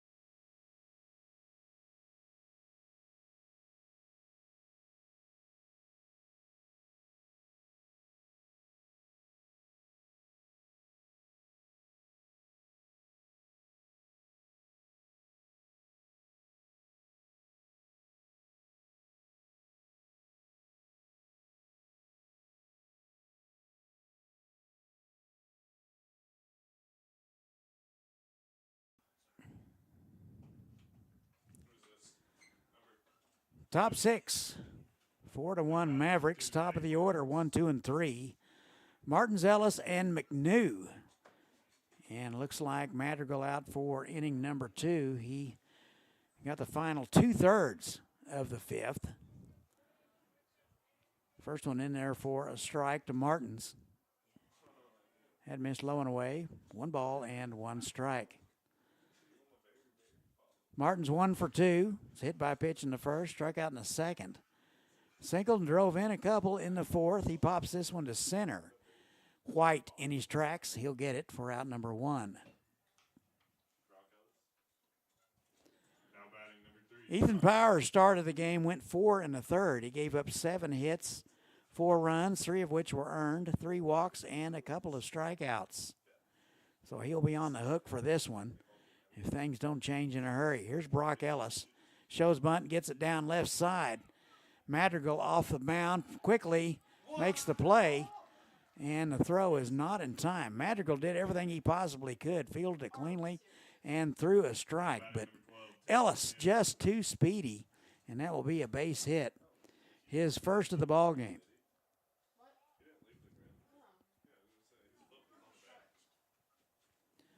So it'll bring up Tate McNew.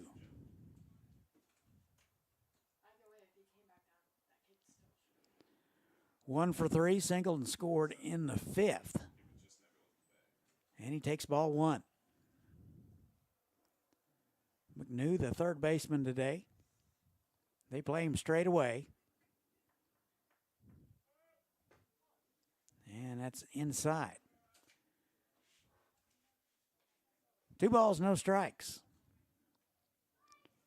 1 out, top 6, 4-1. And took a little off, swung through it and missed. And it's 2 balls and 2 strikes.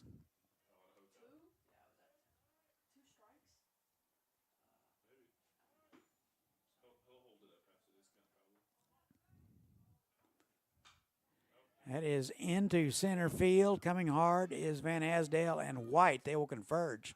It'll drop. So back-to-back base hits for the Mavericks. Don't forget this inning brought to you by Campus Avid, your home base for all things college and career prep. Still taking applications for current 8th graders to join. Contact Jacob Ditton or Dr. Fulton at Campus High School for more details. First and second, 1 out in the inning. And that missed low and away.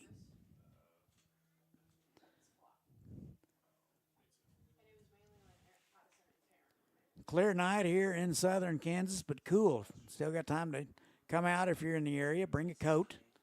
Lots to eat and drink here. Popped into right field. West coming hard. He will make the play and make a snappy throw to the cutoff man for out number 2. So with 2 outs in the inning, it'll bring up the pitcher. That will be Luke Youngdahl. Now batting number 14, Luke Youngdahl.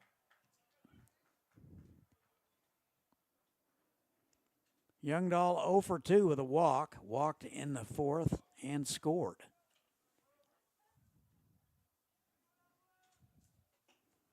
First on to him, low and away, ball 1.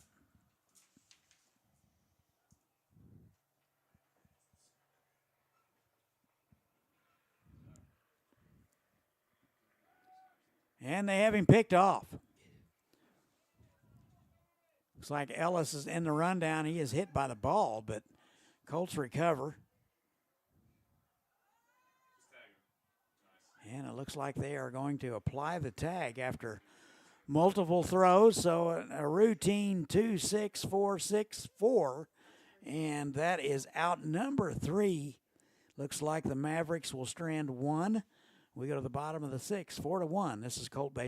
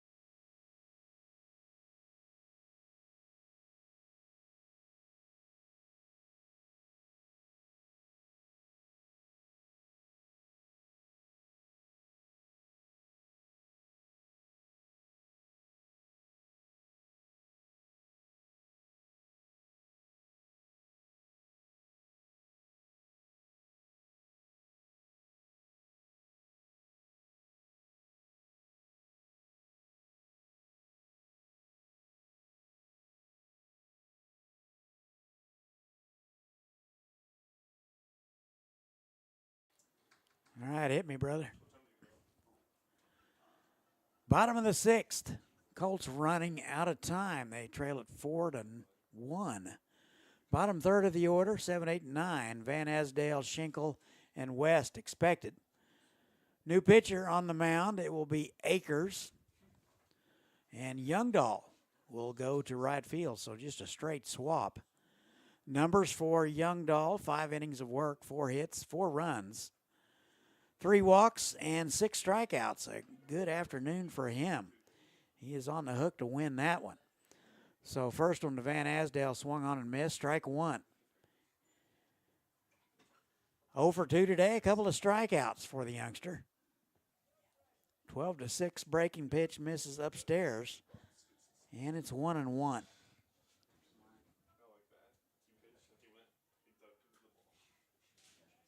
1 ball, 1 strike. Fastball missed away. 2-1. Varsity track at home today for the Campus Invitational. And it's senior night for the softball team. And don't forget the Advanced Theater production at 7 o'clock. That's in the air to left field. Actually, that'll be the center fielder, Ellis, making the call and the play for out number 1. Now batting number 7, Cooper Schenkel. So it'll be Cooper Schenkel, designated hitter. He's 0 for 1 with a walk. Strikeout victim in the second. $1.85 as he steps in. Be a left on right matchup. And that one misses, ball 1.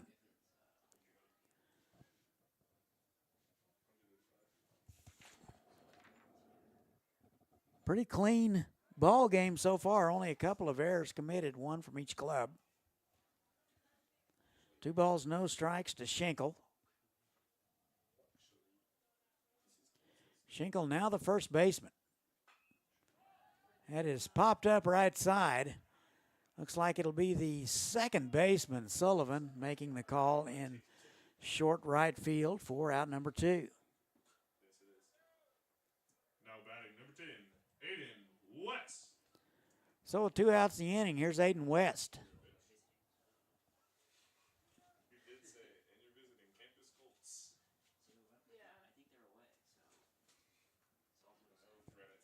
West 0 for 2.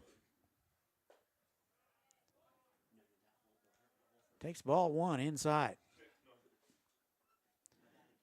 Mavericks 11-2 in 5A. Colts 5-9.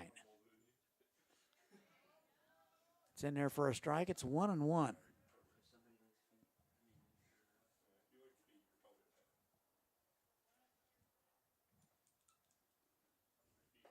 That's upstairs. 2 balls and a strike. Special thanks to Coach Zach Cleaver for coming up and talking to us about his very successful first season at the helm for the Colts. That missed away. 3-1. So West, he's doing everything he can to get on at this point. Colts need base runners, and they're running out of time. Bottom 6. That's foul straight back. He had a pitch he could handle. And it's 3-2.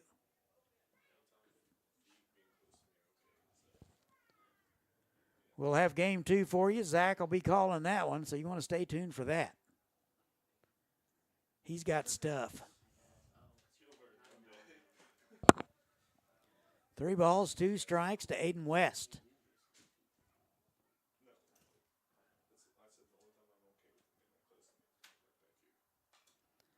Popped up left side, and that's going to get out of play.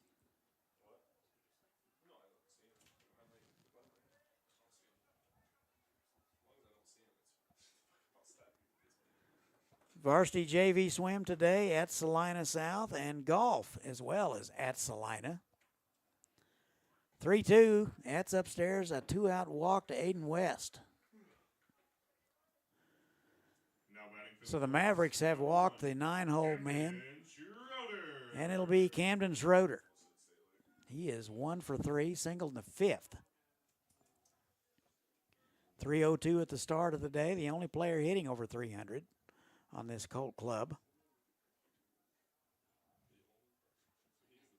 First pitch to him inside, backs him off. 1 ball and no strikes.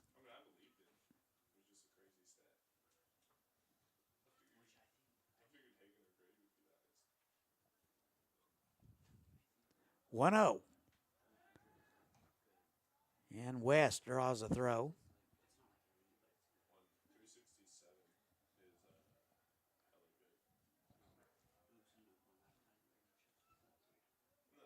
Schroeder, a junior. He's an all-sport athlete.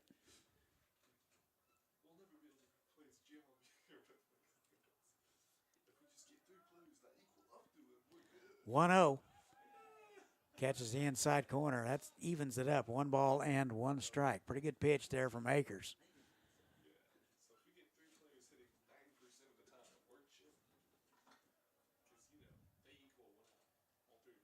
1-1. West with a pretty good lead. On the ground, right side. Snagged by Stuckey. A good play.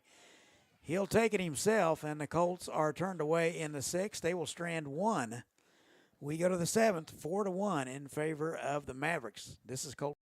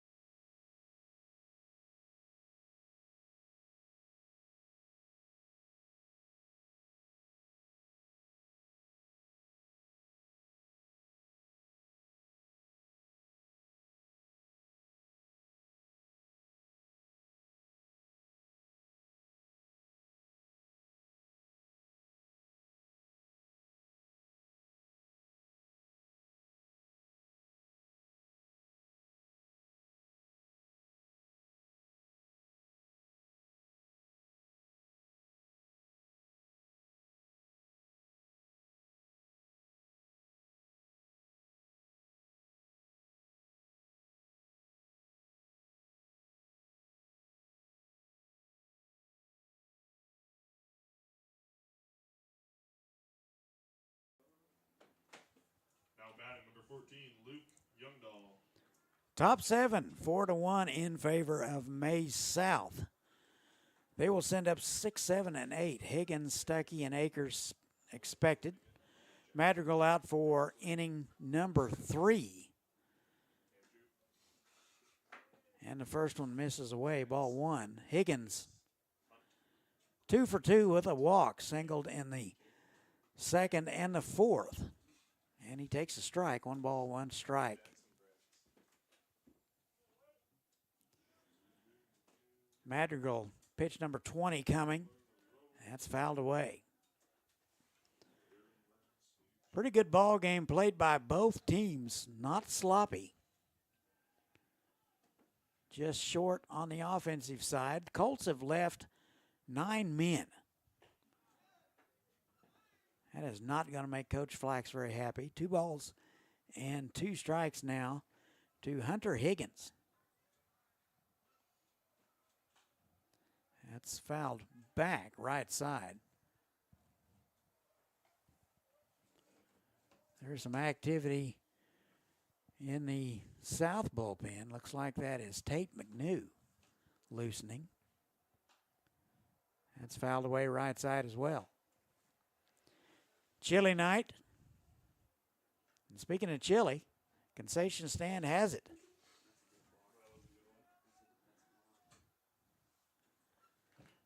So, chili being offered at the concession stand. You want to come get some of that. That's through the left side for a base hit. So, Higgins collects his 3rd hit of the afternoon, and he's aboard. Now batting number 23, Hunter Higgins.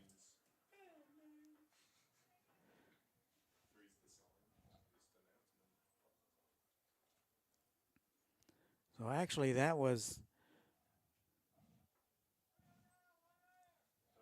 Well, here is Higgins. So that was Youngdahl. My apologies.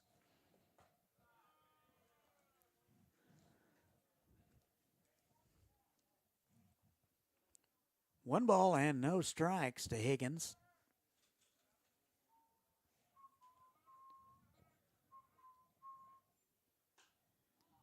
Popped up right side, out of play. So Youngdahl led it off with a base hit. He collected his first of the afternoon.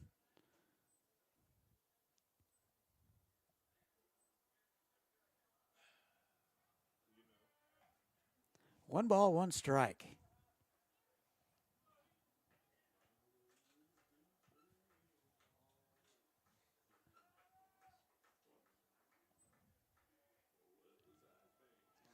One on the ground, left side. Warkins has it. Second for one. Back to first. Not in time. So Youngdahl is erased at second base. 5-4. Now batting number 4, Corbin Stuckley.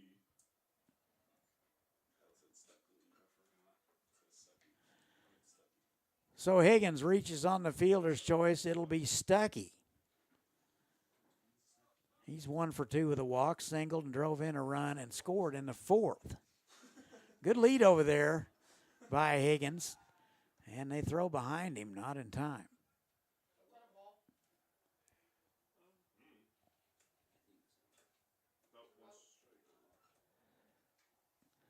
No balls and a strike. Off-speed pitch in there for a call strike. Just caught the inside corner was Madrigal. Looks like they're playing keep away from him now. Used to have a coach that said, do not work your pitcher. Hit him in the chest every time. That's good policy. 0-2, throw over. And Higgins back in there.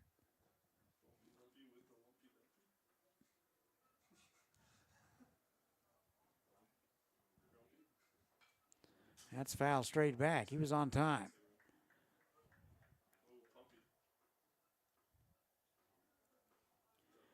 Stuckey, the first baseman today.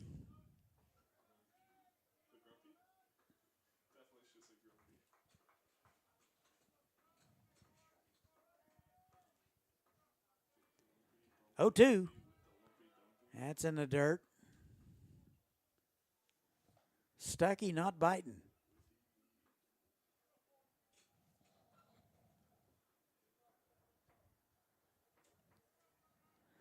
One ball, 2 strikes. Game 1 of 2. Zach will have the second one for you. That's fouled away right side.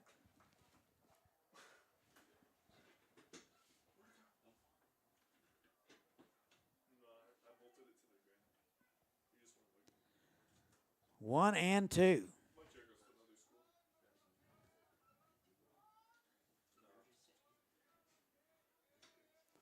And the pitch. Missed away. 2 balls, 2 strikes. 1 out in the inning, top of 7. South got 3 runs in the 4th, another one in the 5th.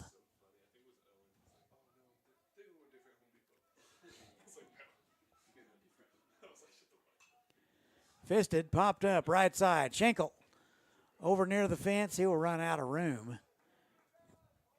And the count remains 2-2.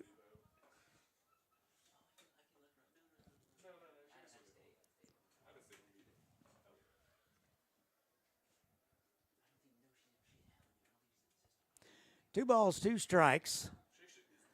Colts needs to throw up a 0 right here to have a chance in the bottom of the 7th to walk it off.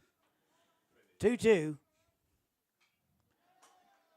And a good piece of hitting there by Stuckey. Pitch was borderline, able to foul it off.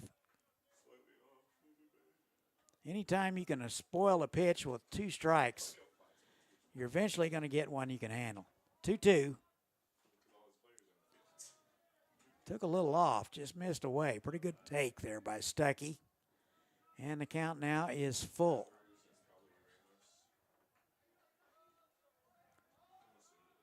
3-2, missed away. And he walked him. So first and second, 1 out. Now batting number 18, Canyon Acres. So Canyon Acres will step in. He's 1 for 3, singled in the 2nd. Corners in, double play depth in the middle. One out in the inning, first and second. And the first one catches the inside corner, strike one.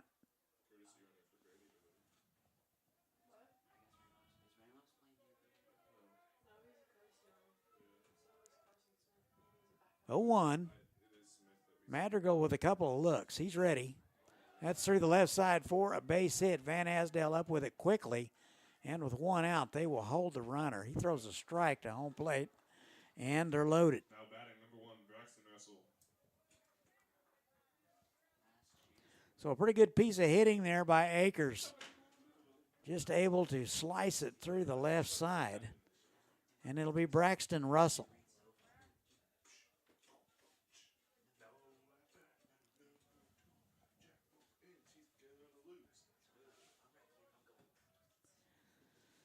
So the corners are in, outfield pretty much shallow and straight away. And the first one to Russell is away, ball 1. He's 0 for 2 with a hit by pitch. So Russell, the left fielder today.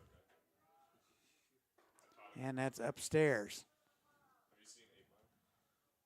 2 balls, no strikes.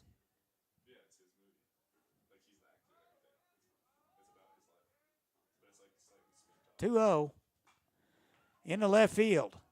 Van Asdale is there. He'll get it. And he will throw a strike to home plate. They're going to throw behind the runner, and it gets away from the second baseman, and the runner will score. So Higgins will score on the play, and it's a 5-1 ball game.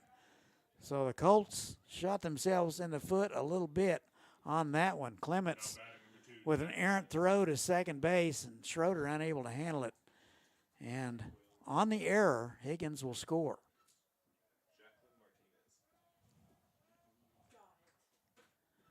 So first and third now. 2 away. Here is Jack Martins. And he takes ball 1.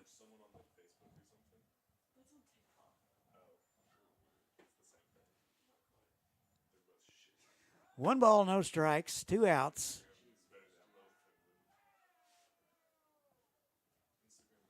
Madrigal tries to pick to second base. He does have a pickoff earlier.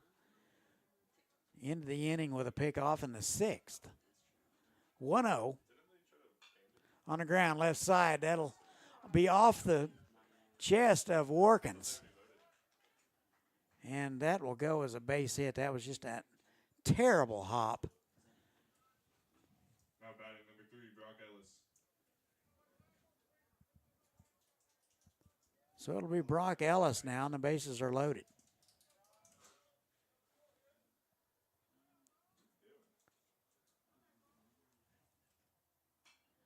First pitch swinging over the head of Schroeder into right field. 1 run will score. They will hold the runner, and it is now a 6-1 ball game.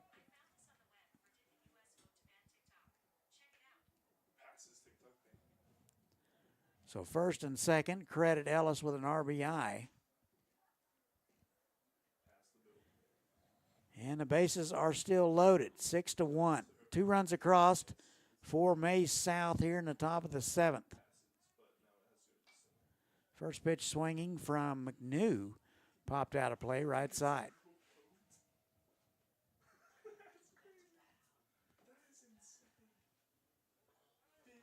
No balls and a strike.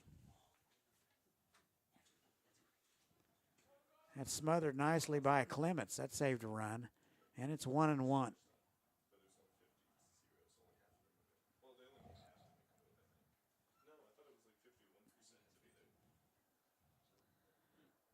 One upstairs. 2 balls and a strike.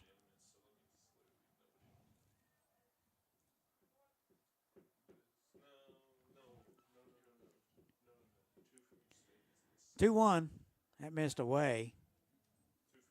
3 balls and a strike. So Madrigal, the bases loaded, 1 pitch away from walking a guy in.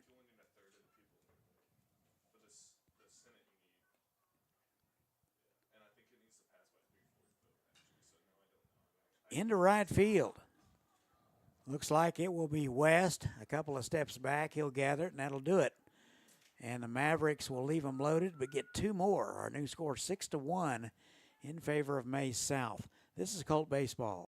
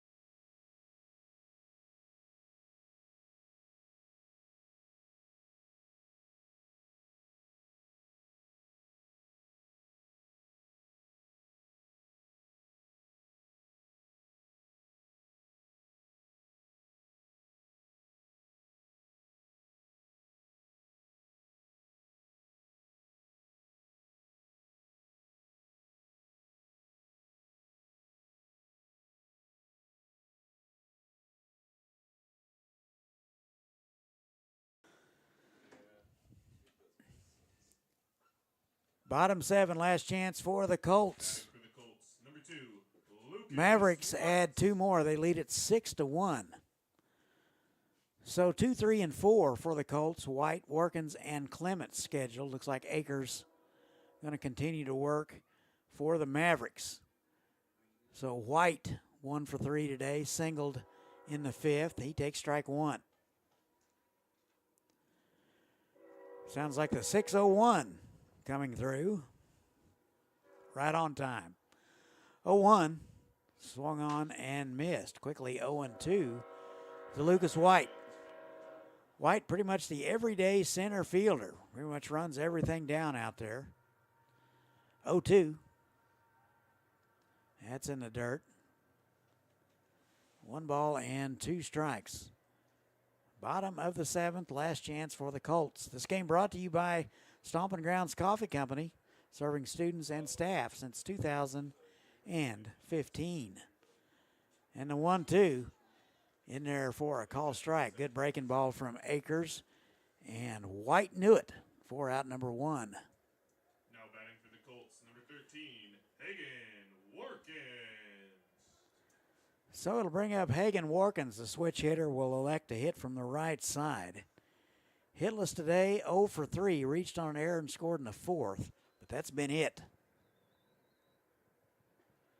Colts a little anemic offensively. They've only collected 5 hits today. So Workins takes a strike. And that 12-6 breaking ball stays up. 1 ball and 1 strike. Game 2 coming up about 20 minutes after this one. Zach will have it for you. 1-1. Swung on and missed. And it's 1-2.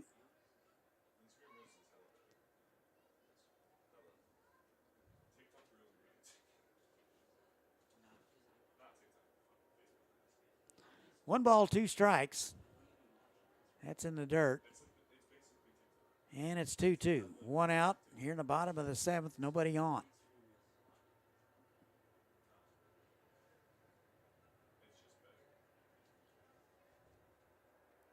Two-two.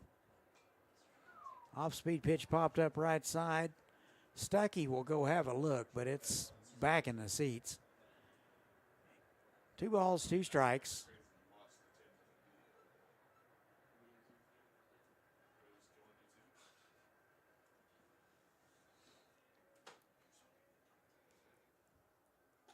And a 2-2 swung on and missed. Looked like Workins a little bit fooled on the pitch, and there's 2 away. Number 17, Grady Clements. So it'll be up to Grady Clements to keep things going here in the bottom of the 7th. Nobody on. Clements 1 for 3, singled in the 2nd. And a bounce out and a line out. So 1 for 3. Off-speed pitch upstairs, ball 1. Akers sporting that 12-6 breaking pitch. Pretty much froze Lucas White. And swung on and missed. And it's 1-1.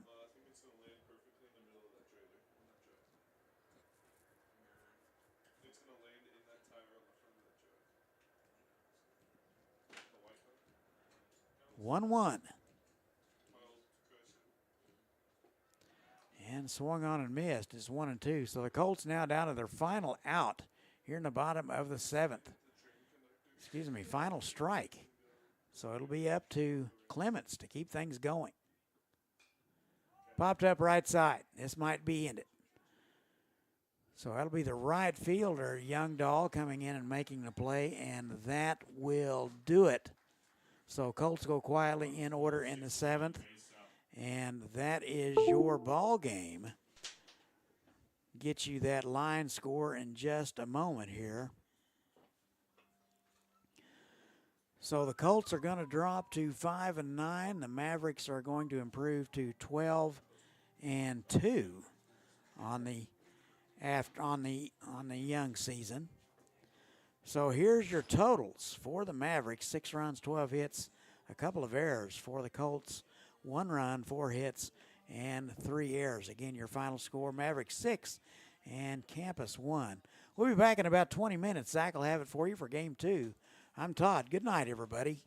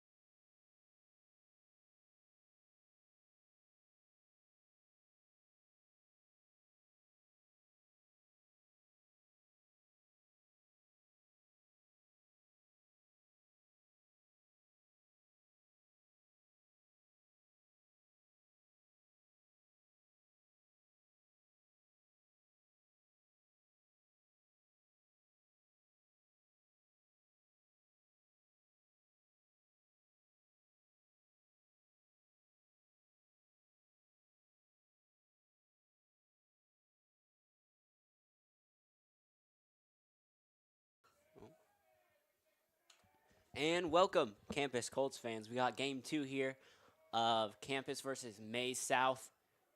And to start it off, it looks like Marlins will try a bunt, and he'll pull it back. So, 1 ball. And the Colts got Hagen Warkins starting at pitcher. Oftentimes considered to be the best on the team. He got a strike and a ball. Cooper Schinkel at first base, Camden Schroeder at shortstop. The other Camden, Statler at second. Aaron Madrigal at third. And then that one fouled out. So a ball and 2 strikes now on Marlins.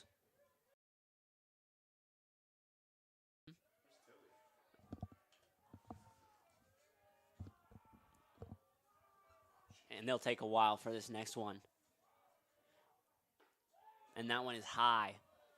So Marlins will watch it. Won't swing.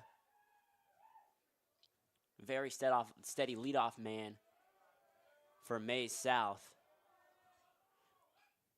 And he'll take a hack at that one, and it'll fly out.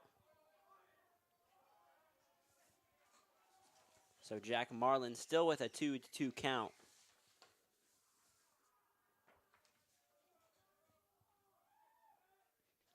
Warkins taking a look at him. And his pitch high again. Almost same spot. So his first battle will have a full count here in the first inning. Last game for the Colts, they lost 6-1. And that pitch is outside, so Jack Marlins will mosey his way over to first. Number 3, Brock Ellis. Real long count there for Marlins. Pretty good at bat. Had to wait for him for 4 balls. This will bring up Brock Ellis, the center fielder.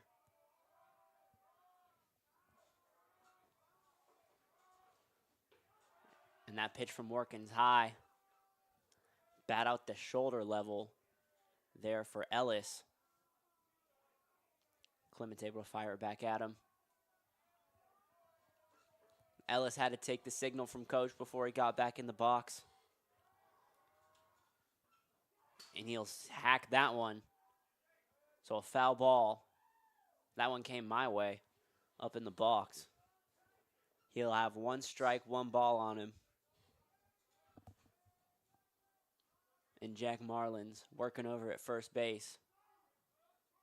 Cooper Schinkel making sure he doesn't get too far away.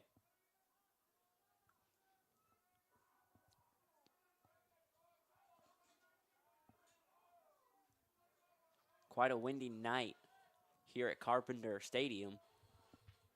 Wind's blowing there to the right. And that one, he tried to bunt, and he fouled it as well. So now 1 ball, 2 strikes for number 3, Brock Ellis.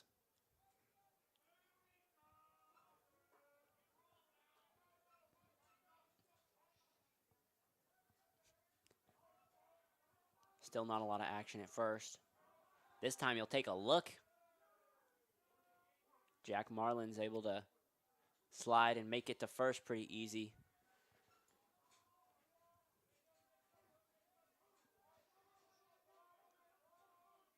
So still a 1-2. And this one will find its way to Schroeder. He'll go for the double. Gets him at second. And Brock Ellis ran it out. So 1 out for the Colts. Runners will stay in the same position but switch names. Brock Ellis will now be at first. And a great play there from Schroeder.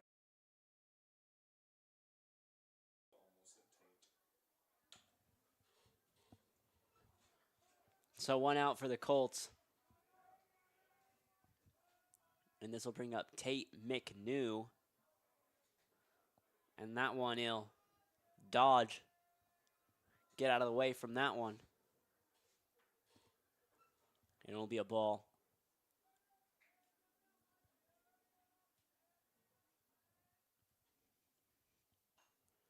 This one will take a swing at.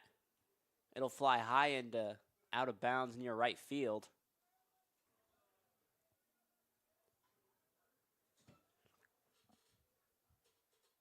They've been swinging a lot at Workins. No one's been able to make good contact with it and really piece it up. So now he'll try it first. And Brock Ellis, he won't slide. Try him again.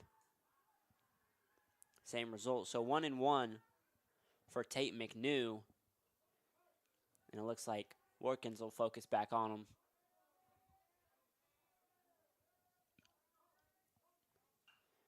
This one flies into center field. Lucas White looking, it'll drop.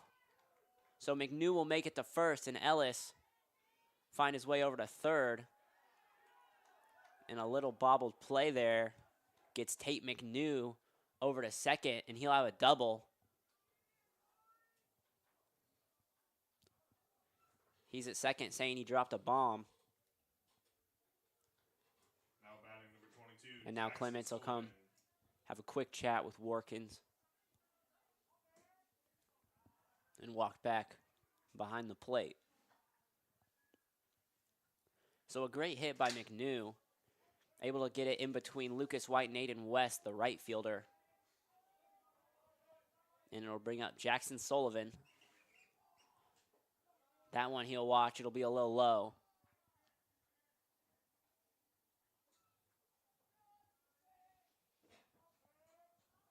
And so a runner on third and second for Workins. Just one out. And that one right in there. So right down the middle pitch is a strike. That one had some heat on it.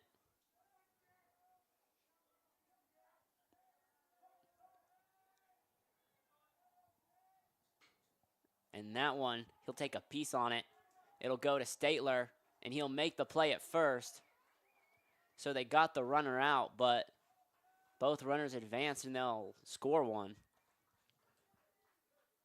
So Salina South bringing the score to 1-0.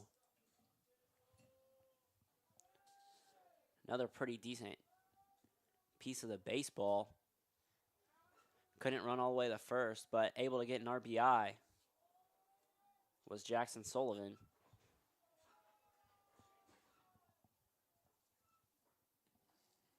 And this will bring up Youngdahl. Had some pretty good innings pitching for the Mavericks. And that first one was a ball. This one flying into right field. Aiden West looking for him. He'll corral it, but it'll drop. And so Youngdahl found his way to first and scored another one with an RBI.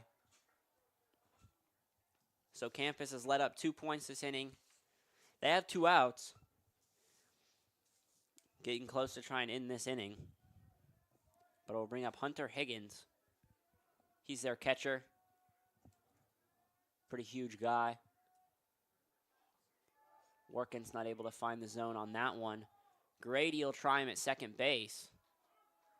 Say he's safe. Successful stolen base for Luke Youngdahl with a pretty neat slide. And it'll be 1 ball on Hunter Higgins. And he wants a second to himself. As it's just him and the bat, he wants to look at it.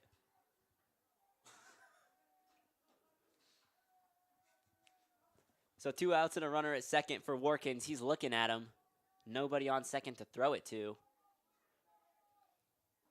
And that pitch, a little outside for Higgins.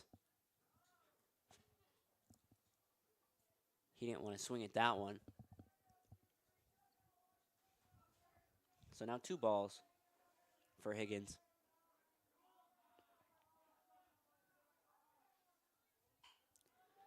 And he'll smack this one to the shortstop, Statler.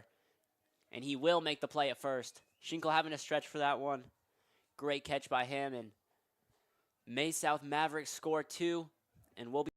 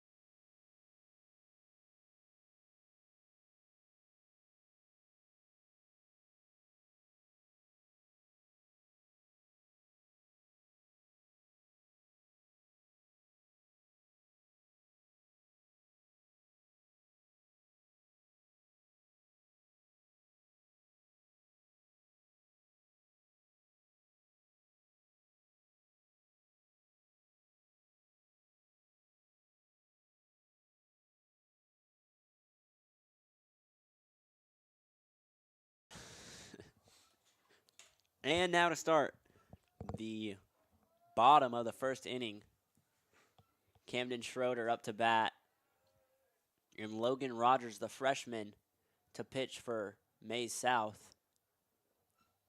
His first pitch at the feet of Camden Schroeder. And that one low as well. As I just talked about, Hunter Higgins back there catching for the Mavericks. He caught all last game, had a pretty good game. So they decided to bring him out for the second. And the first 3 pitches for Logan Rogers, all low, and it'll be a 3-0 count for Schroeder. Definitely what he likes to see. And he'll fake a bunt. Will be a strike. Probably planned on taking that one all the way through. So it'll be 3-1 on Schroeder. That one inside, and that'll be ball 4. Camden Schroeder will make his walk to first.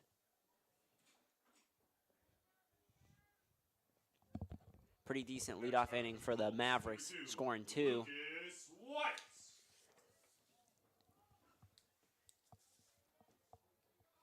Campus going to need to punch back already in this first inning. His last game, they were down throughout most of the game. It's always harder to make a comeback. And the first pitch on White is a ball. He also tried to sneak a little bunt in there.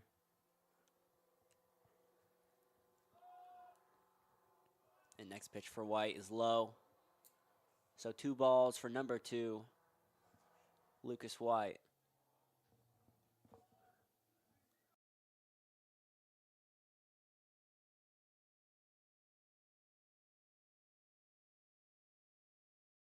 Point over there.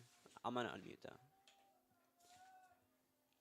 And now the third pitch for White is on the outside. So another ball. So Lucas White also with a very favorable count.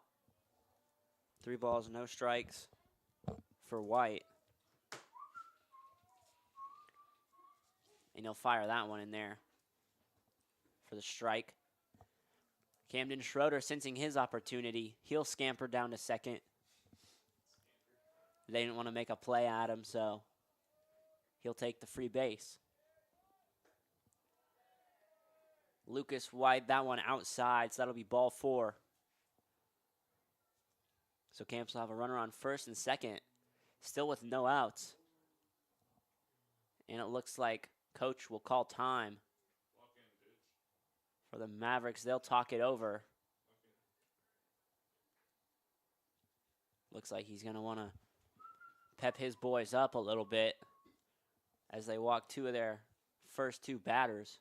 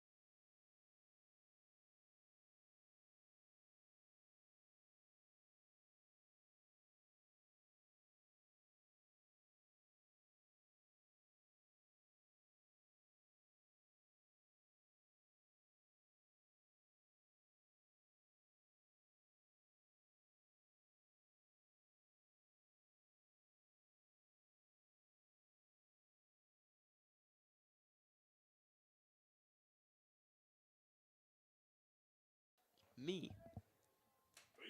So now Hagen Warkins will come up to bat after that little chit-chat with the coach. And Logan Rogers seems to be locked in after that pep talk. That'll be a strike right down the middle.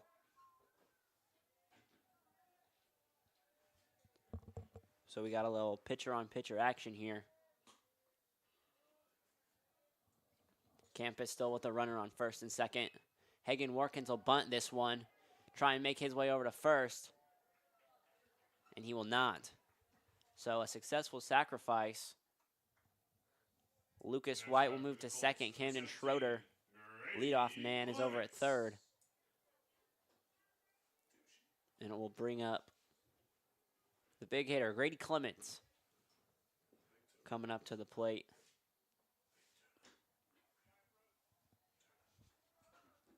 Campus still hasn't scored here in the first inning. No outs, though, or one out.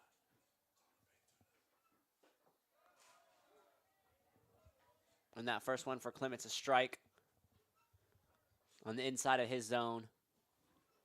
He wasn't liking that one.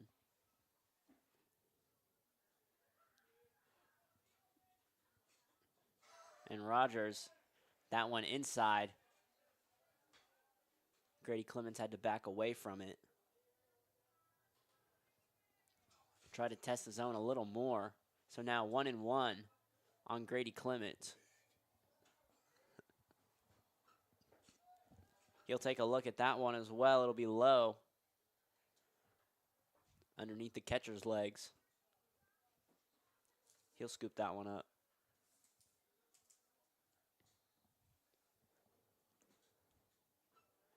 Logan Rogers appears a little more consistent since that talk. And now another ball, that one high. So it'll be 3 balls, 1 strike now for Grady Clements.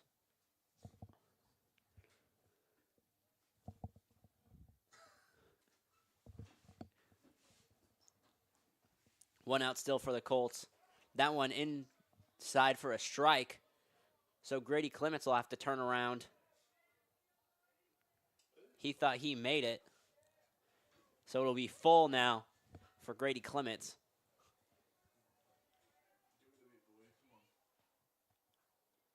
Logan Rogers focusing in. And a big chunk. This one flying to center field. And it'll find his glove. Camden Schroeder making the run for a home. And he'll make it. So Campus will score 1. Maize South will lead 1-2. And Campus now with 2 outs. Camden Schroeder able to make it home after he tagged up third. Camden Stapler. And they'll have a runner at second, Lucas White. No other runners on.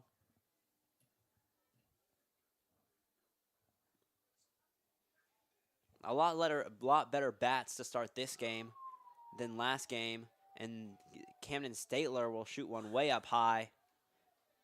And the right fielder will find it. So Campus able to get a little closer. 2-1. We'll be back.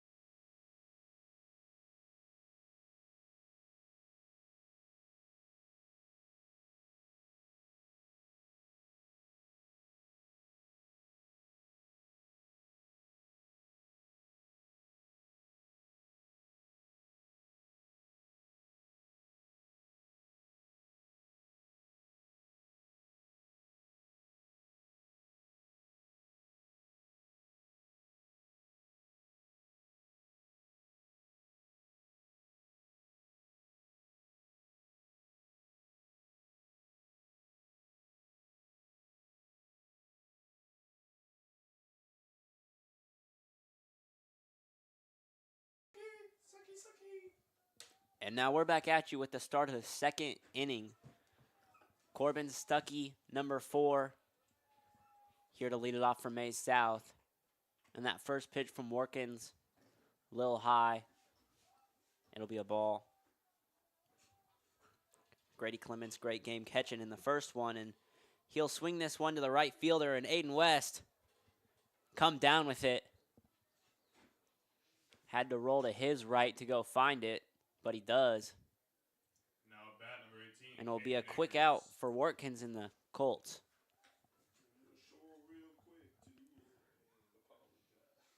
So now Canyon Akers will come to the plate with Justin out.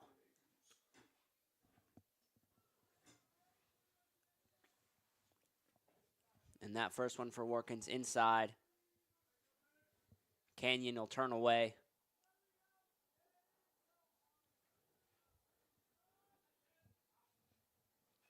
And he'll take a swing at this one. Fouled it just a little bit over Clement's head. I'm letting him know it was a close call. So it'll be 1-1 now. Canyon Akers, the right fielder. He hasn't had to make any plays yet in this game, but we're just in the second inning. 2 balls, 1 strike on him. That one right down the middle for Watkins. Akers didn't swing at that one, so now 2-2 on Akers.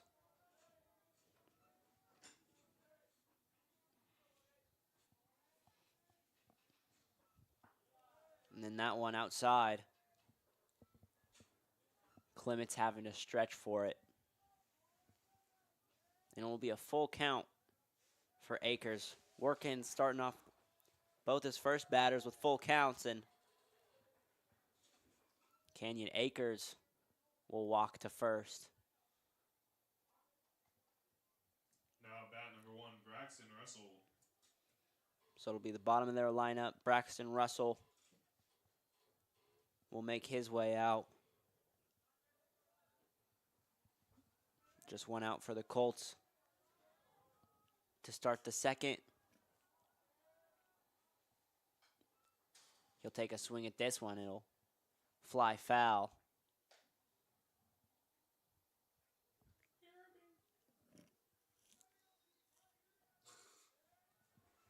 So a 2-1 game. Campus just behind by 1 point. Already tied their score up from last game with just that 1 point.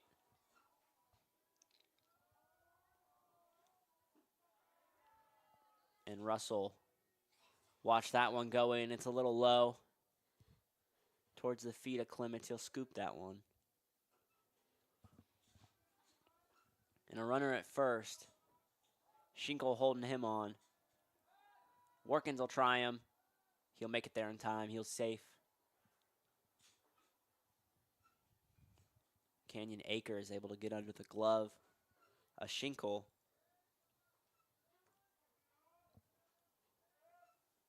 And Russell will take a swing at that one. It'll end up left field foul.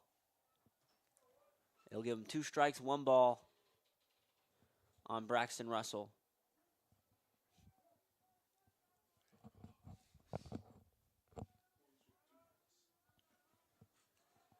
Hagen Warkins been having a great year pitching. That one a ball. Maybe outside. So it'll be 2-2 for Watkins.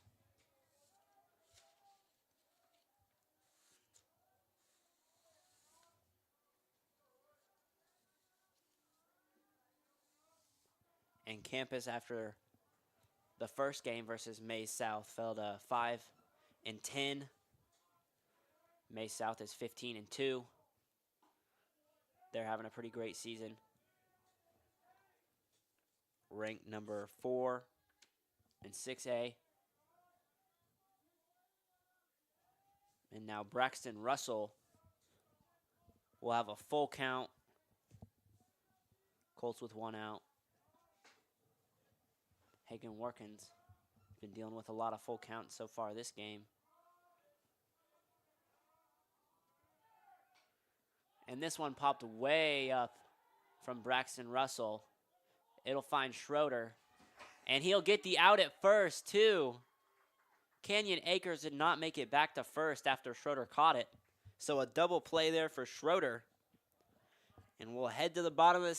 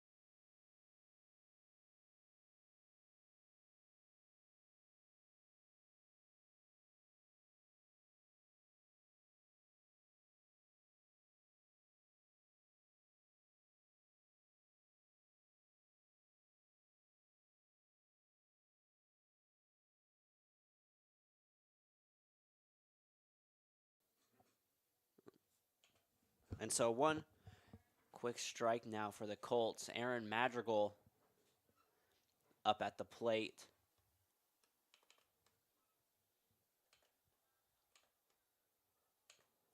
Some people, including Madrigal, going out to get some warmer gear on after that first game.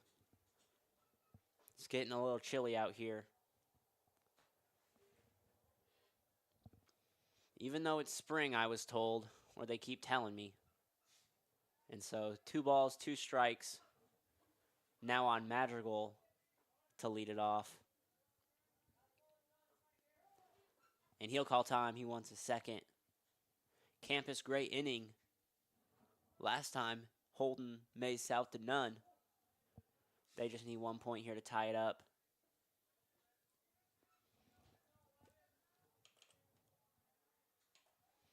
And that one from Madrigal's high. He'll watch it in. And so it'll be a full count now for Madrigal.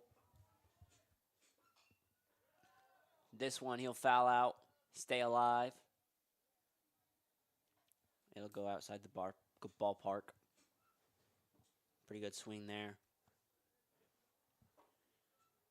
And Logan Rogers out here for his second inning of work. And another swing from Madrigal. This one, same spot. It'll be foul. He's fighting this at bat.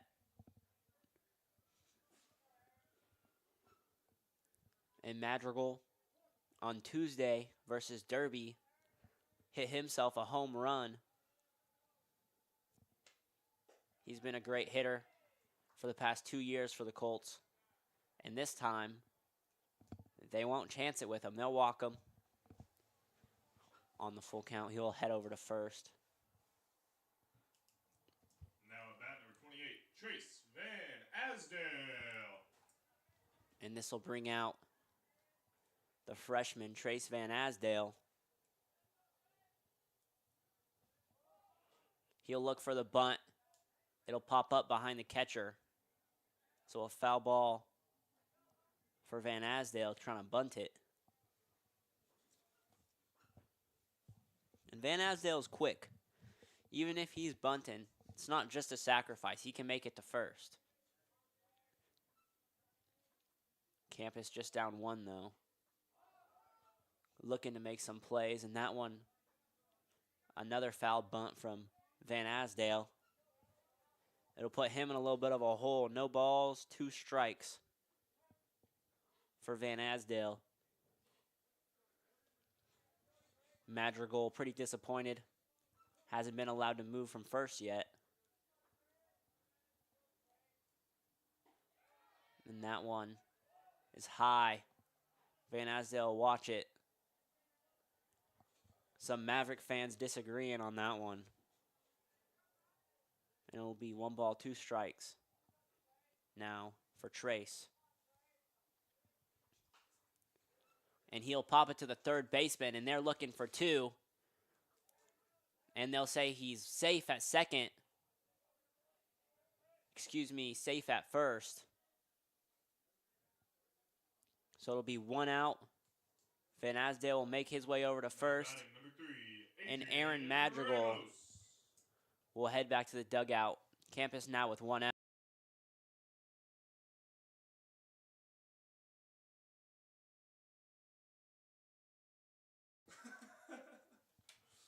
And Adrian Ramos now coming up to the plate as Rogers will take a shot at Van Asdale.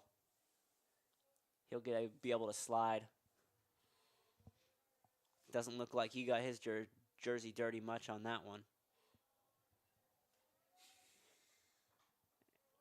And now Ramos foul that one off towards the Mavericks dugout.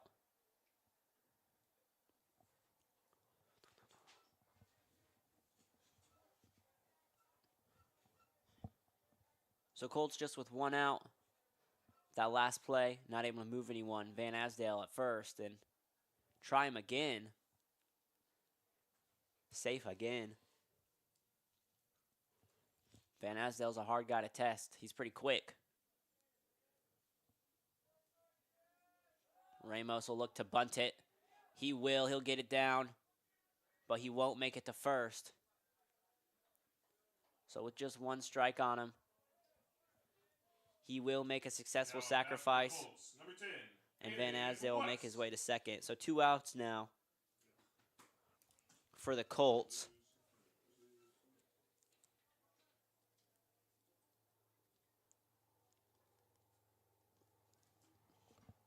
And Van Asdale in a better position over at second. He'll have himself a pretty big lead. And that one low. West making sure he stays over at second. So West will just have 1 ball on him. Maybe he forgot to take the sunflower seeds out of his pocket, but they're hanging out.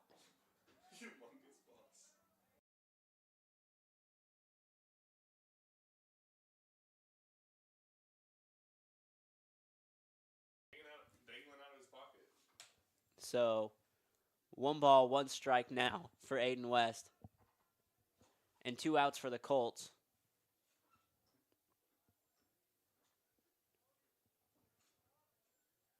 Rogers will take a couple looks at Van Asdale. Maybe that was the plan, and Aiden West watched that one for a strike. Pretty good curveball from Rogers.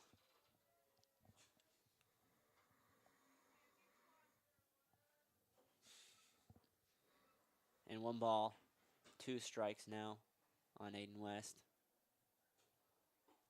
And West will take a swing at it. That'll be 3 for the Colts. So the score will remain 2-1.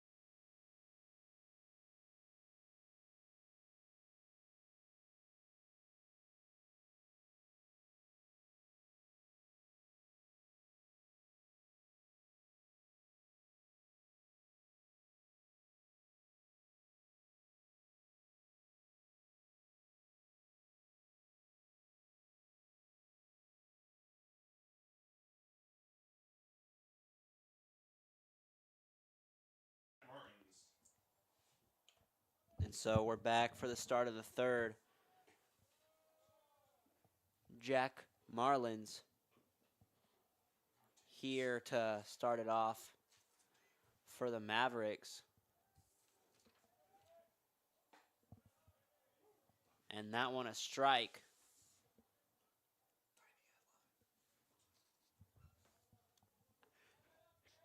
And so 1 ball, 1 strike now for Jack Martins.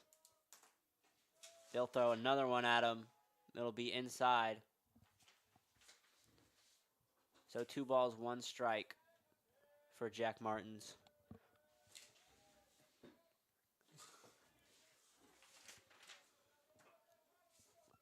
And now 2-2 for Martins.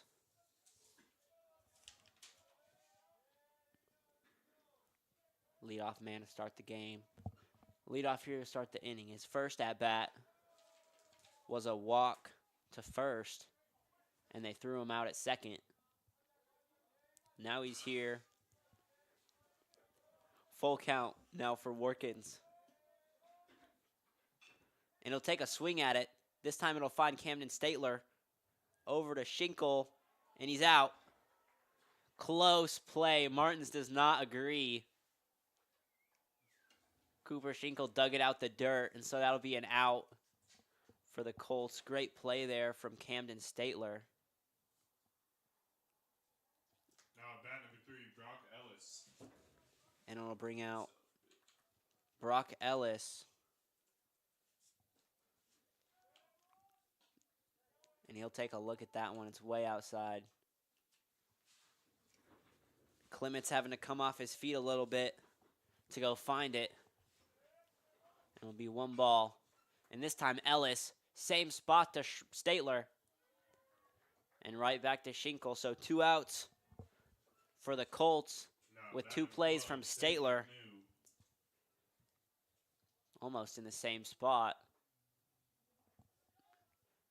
But you don't want to test that, man. And Tate McNew.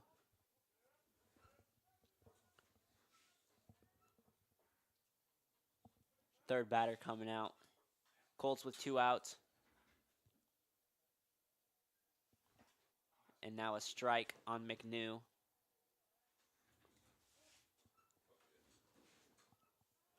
After he swung at that one and fouled it off. And that one inside from Morkins. Grady had to save it from hitting the ref. And it'll be a ball and a strike for Tate McNew. That one a little high.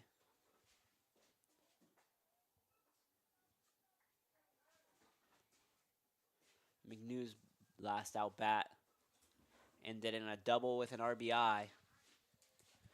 And that one a strike. Fastball from Watkins. Line drive on that one. So 1 strike away. That one inside towards the kneecap of McNew. And it'll be 2 balls, 2 strikes. Excuse me, 3 balls, 2 strikes. And that one will be outside. So Workins will have his first walk this inning. And McNew will make his way over to first. Colts still doing strong with 2 outs. And Jackson Sullivan will come back up to the plate. Cooper Schinkel holding on McNew. And Sullivan will take a hack at it. It'll fly out in the right field. Pretty quick swing. And it looks like Workins will need a second. His laces came undone.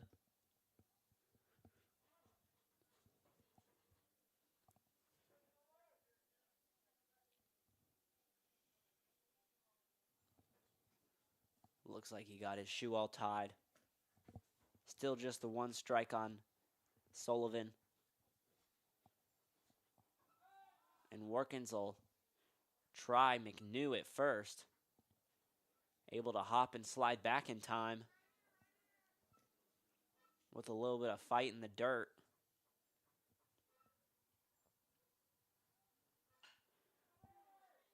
And Sullivan will pop that one into left field. Van Asdale find it off the ground.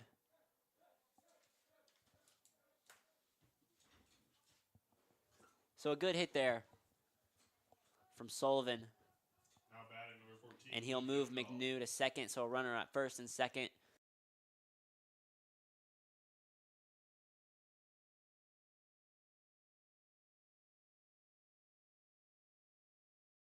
You'll find out later. And it looks like Jack Youngdahl take himself a second.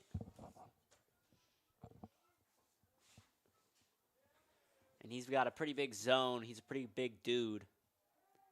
So Workin's not having to fire it in much. And without looking at him, Youngdahl take a second to himself. He'll call time. And no one over to hold Sullivan at second base. And that first pitch on Youngdahl, quick one right down the middle. So he'll start off with a strike.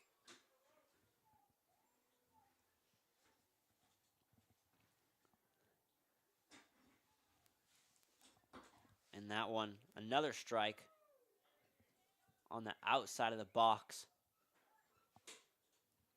So a great start on Luke Youngdahl, as it looks like the sun's coming up from behind some clouds. A little extra light here in the third inning. Still 2 strikes on Youngdahl. And a runner on second for Workins with 2 outs. Colt's been sitting at 2 outs in a while. This one, Youngdahl will swing foul. Doesn't help his case much there. Looked like he hit that one right on the handle. That'll always shake your hands up, leave them hurting for minutes.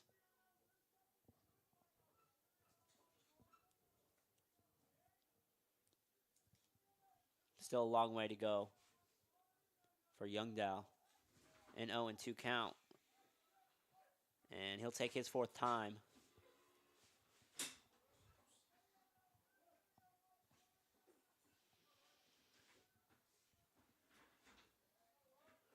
And Workins will take a look at Sullivan over at second. No one to hold him on. That one just a hair low for Youngdahl. He doesn't take a swing. So that'll be the first ball on him.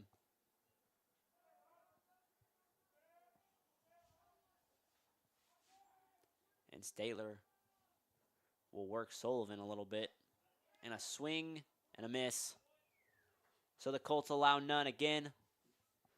And they'll make it back to the dugout 2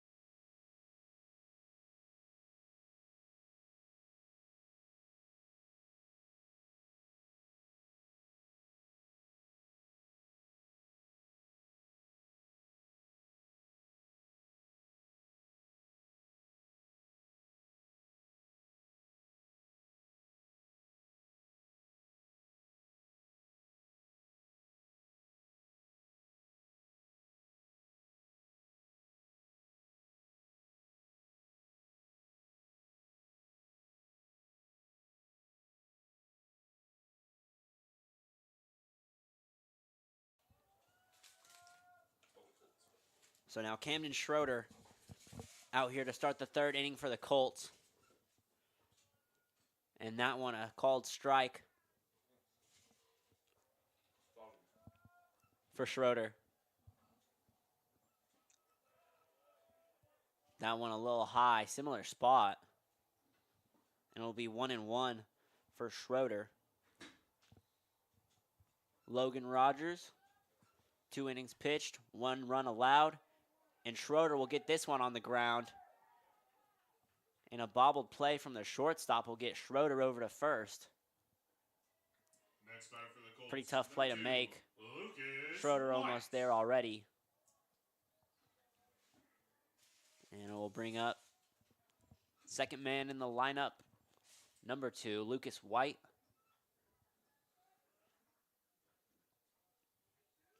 Pretty good start here for Schroeder and for the Colts.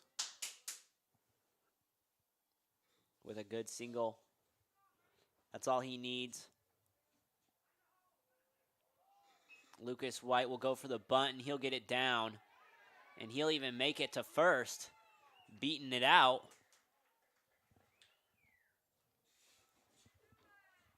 So not just the sacrifice, and Campus will have Next batter for a the runner on Colts, first and number a runner on 13, second. Hagen Workins. Like I said, last game, Campus really had to work from behind the whole game.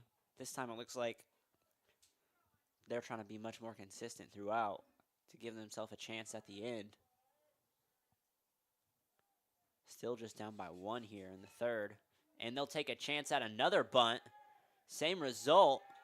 All 3 runners will get there. So some good bunting here from the Colts. Quite an unexpected start to the third inning. Mavericks thinking the same thing. They'll call a team time. Talk amongst themselves. And we'll give Flax and Dravis some time to talk to their base runners as well. And we'll let them chat it up. We'll be back.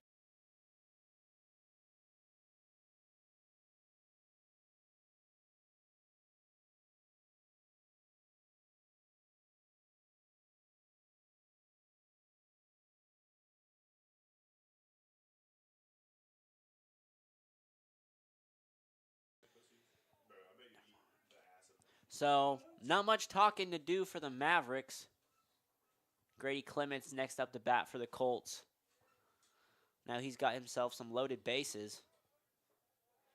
And that next pitch from Rogers inside. So a pretty bizarre way to get the bases loaded with a bobbled single and 2 bunts. But loaded nonetheless. That one popped up from Clements and caught.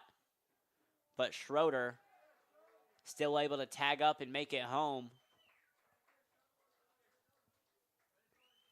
So that combo going pretty nasty tonight. 2 runs for the Colts. Both pop-outs from Clements with Schroeder scoring. Campus will have runner on first and third. Now batting for the Colts, number 6, Camden Stapler. So Camden Statler will come up to the plate. 5th man in the lineup.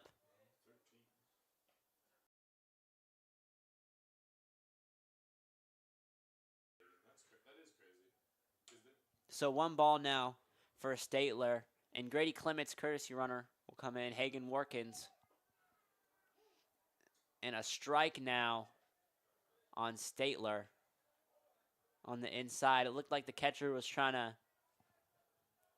fake out Lucas White to get him to go home. But Hagen Workins, he'll make his way down to second. And now a time here for Camden Statler.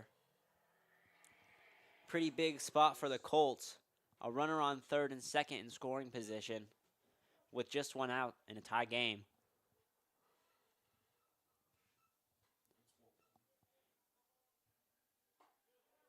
And now that pitch outside from Rogers. And it will be 2 balls, 1 strike. Now for Statler. He's a pretty quick dude as well. Doesn't need a lot of contact. That time, he'll get the bare minimum amount and he'll foul that one off. So 2 balls, 2 strikes on Camden Statler.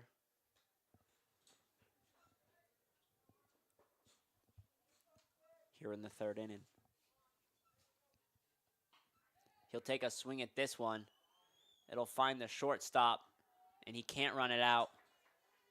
So Statler will get out at first. But Lucas White will run on his way in. So it'll be 3-2. Colts take the lead here in the 3rd inning. Great hit from Statler, forced them to make a play, and even gave the Colts the lead. So now Rogers' next opponent, Aaron Madrigal. And that first pitch on him, he'll be a little low. It's a ball.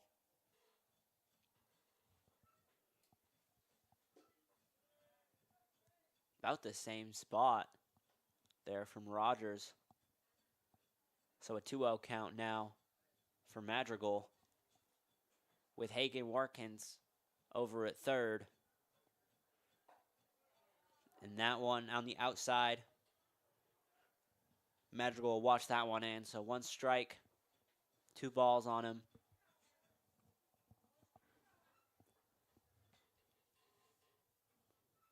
He'll take a swing at that one. Just missed it. Pretty good hack. And Hagen Watkins doing some pitching this game and doing some running for Grady Clements. And Aaron Madrigal wants to take himself a second. He's always really good at making sure the pitch is on his time, and he makes sure that he's ready. And that one, he'll get a small piece of. Foul that one off.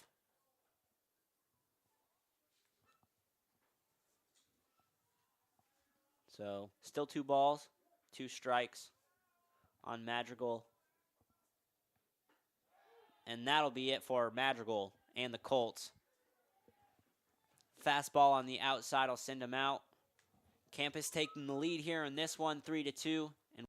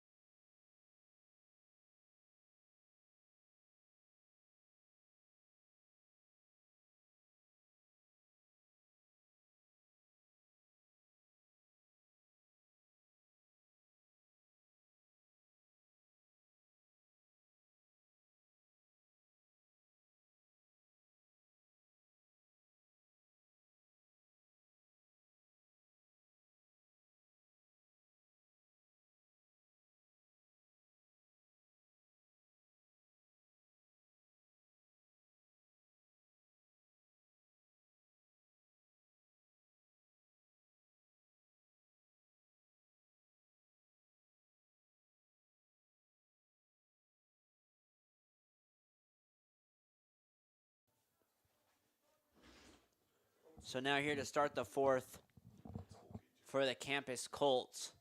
Down by 1. Hagen Watkins back at it for another inning of pitching. And the catcher, Hunter Higgins, will start it off for him. And a foul ball early on Higgins will give him just the one strike. Campus in the last inning putting some bats on some balls. They scored 2 of their points, and it'll give them the lead. Hunter Higgins flew one way out to third.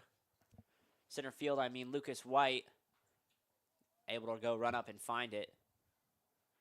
Now batting number 4, Corbin. So now one quick out for the Colts, as Corbin Stuckey will make his way up to the plate.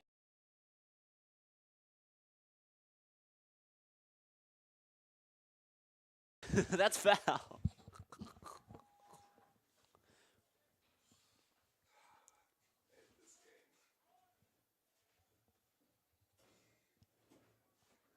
So Colts with a 1-point lead.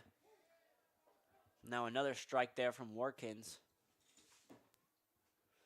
It'll give Stuckey 1 ball, 1 strike.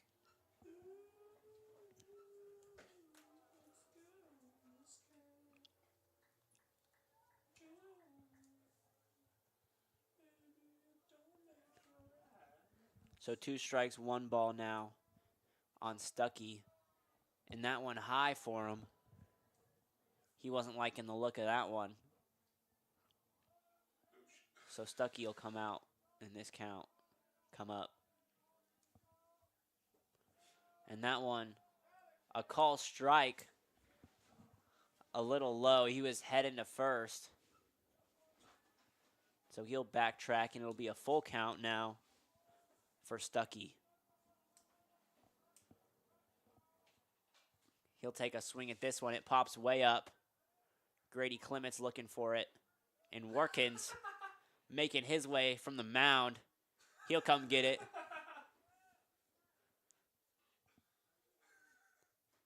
He'll take a couple looks at Clements. Clements looks like he's saying it was his. But it'll work. 2 outs for the Colts. Now batting number 18, Canyon Acres. That one was in the air. More than how many fingers I have. Workins able. That's that shit.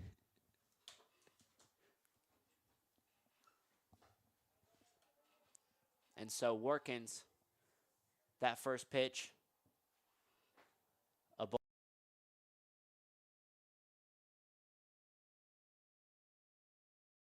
Canyon Acres. And so Canyon Acres, he'll take a swing at that one. He'll have 1 ball, 1 strike on him. And Workins pitching, he allowed 2 in the first inning. Hadn't allowed nothing since. And that one, a great fastball. So 2 balls, 2 strikes now for Canyon Acres.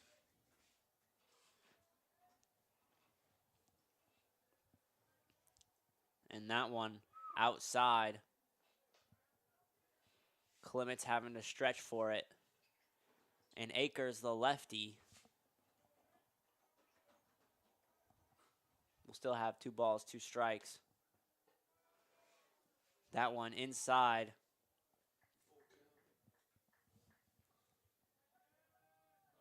So 2 outs for the Colts. Trying to make it their way out of this inning, and it'll be a full count.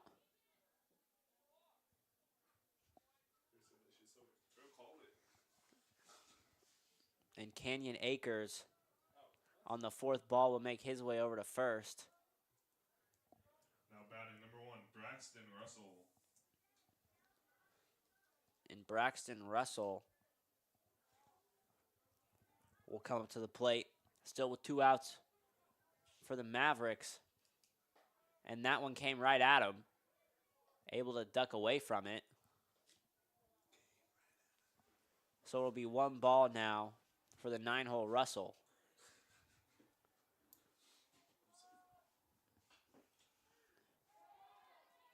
And that one, he'll pop into left field. It'll go down.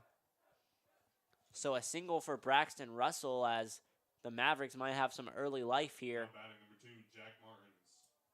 in the 4th. Now a runner on first and a runner on second.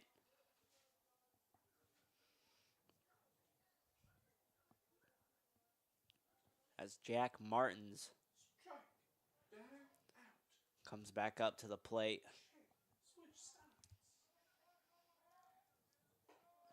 That one high. And he'll watch it.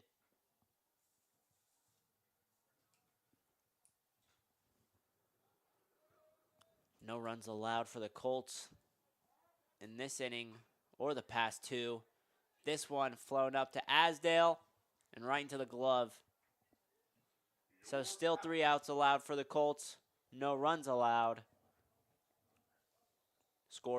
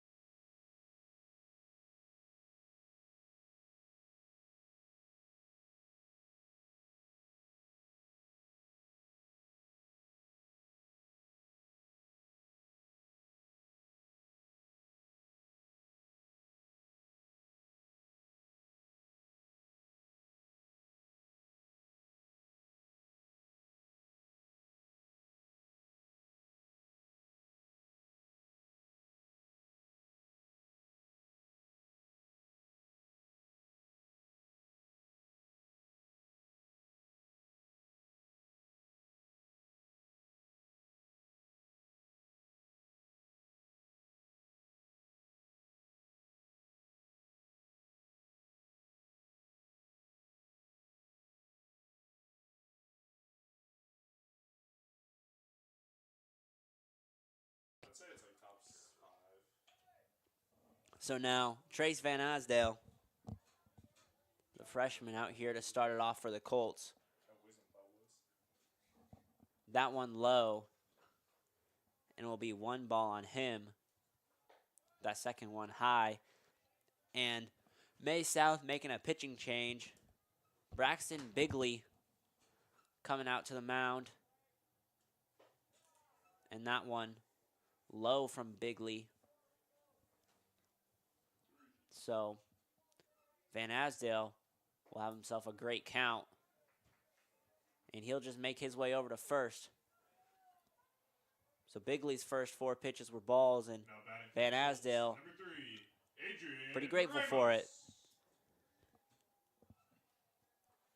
And this will bring up the designated hitter, Adrian Ramos. That's not true. And Trace Van Asdale, they'll try him at first. He'll make it back to first. And it looks like Bigley will take his focus on Ramos. That one above his head.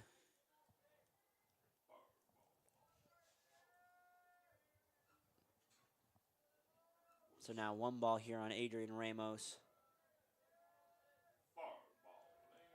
Bigley will take a shot at Van Asdale. You're not good, Bozo. It's a pitch. Still there to make it back to first. Not much of a play. And Ramos will take a hack at that one. It'll fly up. And so Logan Rogers, he pitched 3 innings, allowed 3 runs. 2 in the last one. And Van Asdale will slide to first again as they tried him. Still just a ball and a strike on Ramos. That time, he tried to bunt it. So 1 ball, 2 strikes now on Adrian Ramos.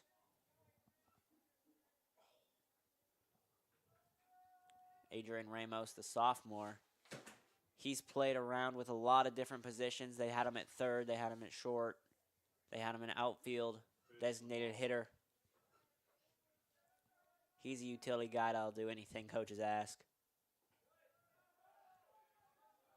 And that time he's watching in a pretty low ball. So 2 balls, 2 strikes now for Adrian Ramos.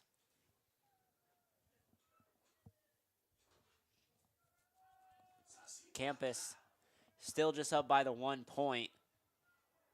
Barely hanging on to their lead. And now Ramos will send this one into left field. Looked like it got slowed down by the wind a little bit. And Van Asdale still able to come back to first, but now 1 out for the Colts. Aiden West coming back out to bat.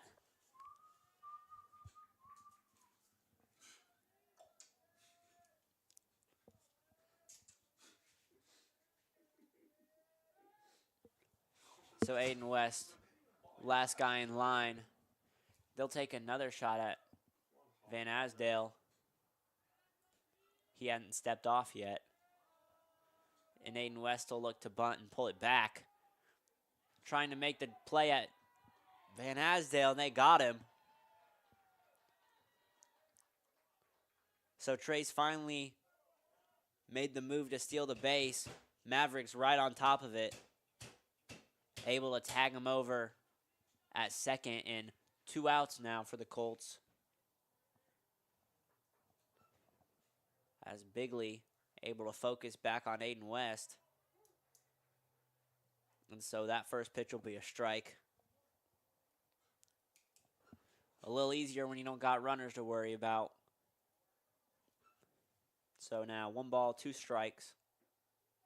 Now for West. 2 balls, 1 strike. Campus with 2 outs in this inning after the play at second. And Aiden West will give himself a favorable count with 3 balls, 1 strike.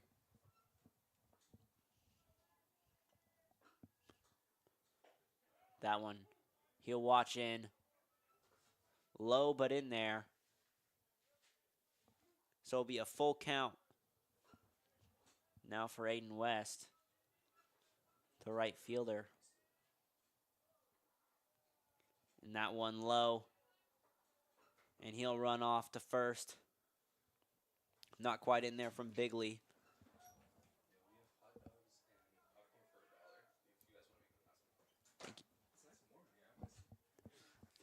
And so now it looks like Bigley needs a second, and he'll take it as Colts move back up to their front of the lineup. Camden Schroeder with just Aiden West at first.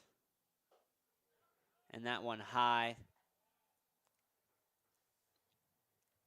Schroeder, see it right by his eyes.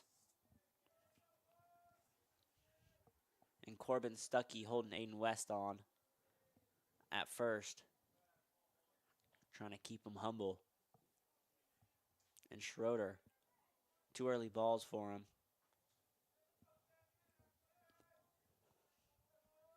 Colts still working with 2 outs in this inning. Maybe not a whole lot they can do, but Aiden West on a misplay at first, he'll make it to second.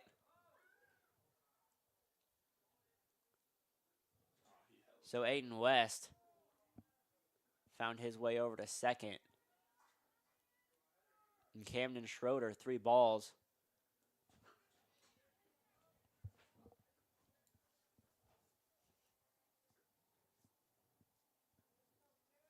So a little bit of positive momentum for the Colts. Always good to see some legs moving around the base path.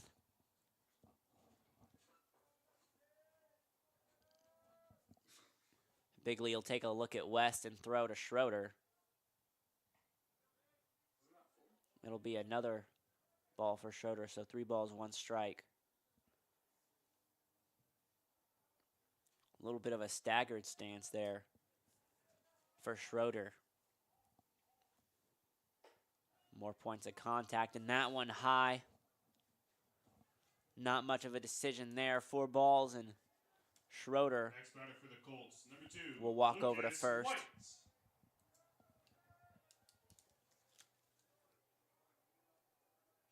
And now Lucas White will come out for his third at-bat. Last time he's out there, he got the bunt, made it to first, and everybody else did their job and got him to home. Now he'll lay down another bunt, same result.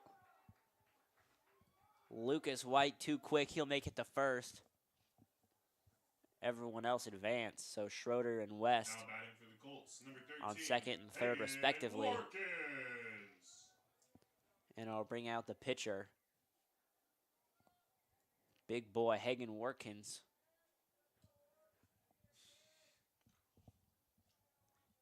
This time he'll bat from the left, give Bigley a different look. And with the bases loaded, Colts got a chance here with 2 outs. So Workins will fake bunt. And he'll have him on a ball.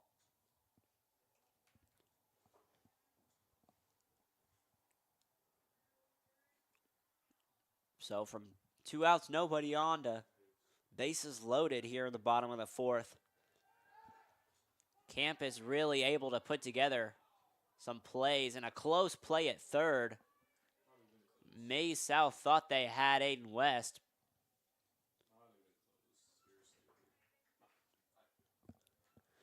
Say it's fair, and Aiden West will stay at third. Pretty risky with bases loaded. If that ball goes behind, who knows how many could score. And Workins will just bunt it. Bigley tried to make the play at West. He will not, so Aiden West will score. And Hagen Workins off the bunt will make it to first.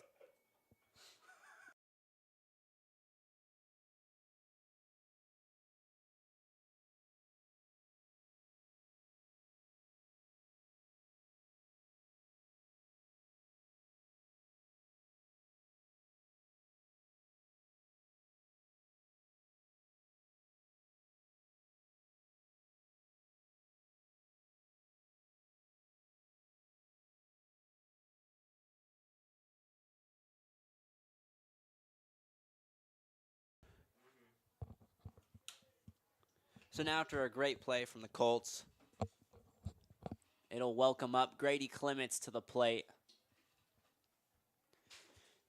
Hagen Workins and Lucas White really able to cause some havoc. They've gotten 2 bases from bunts, and Grady Clements will hit this one deep into right field. Right fielder looking for it, and the Colts will score 2. And Grady with a huge double here in the bottom of the 4th.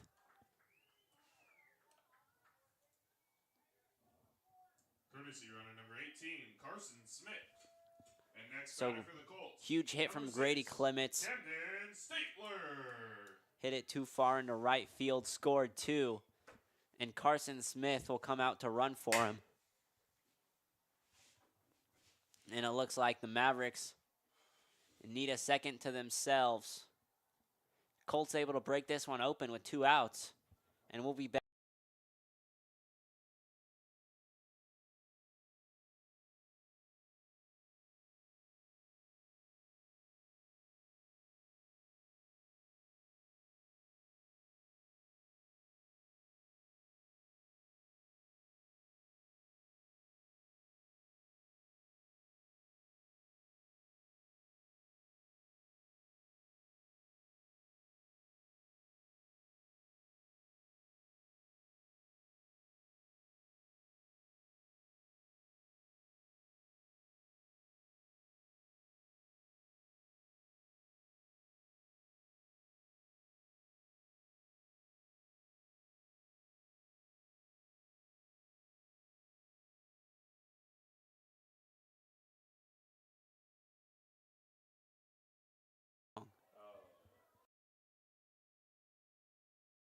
we're locked in.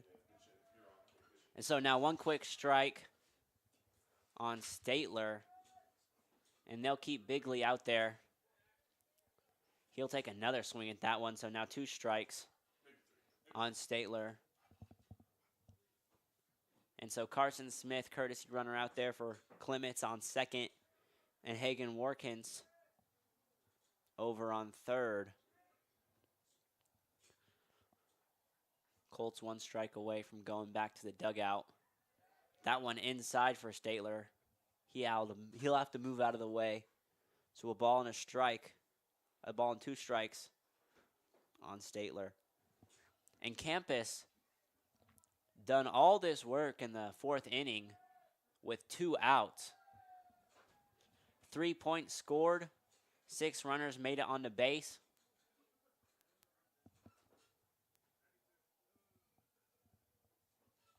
And so now Camden Statler, 2 balls and 2 strikes. And he'll rip this one. It'll find the hands of the third baseman, and he'll make the play at first.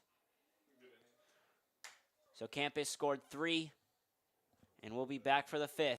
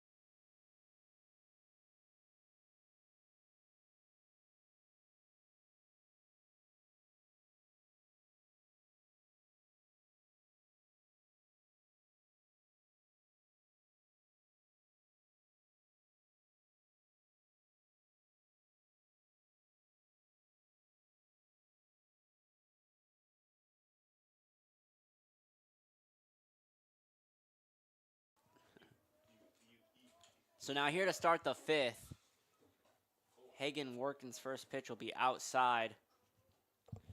Campus had a really good inning last time out. Scored 3, allowed none. They were able to bring this lead 6-2.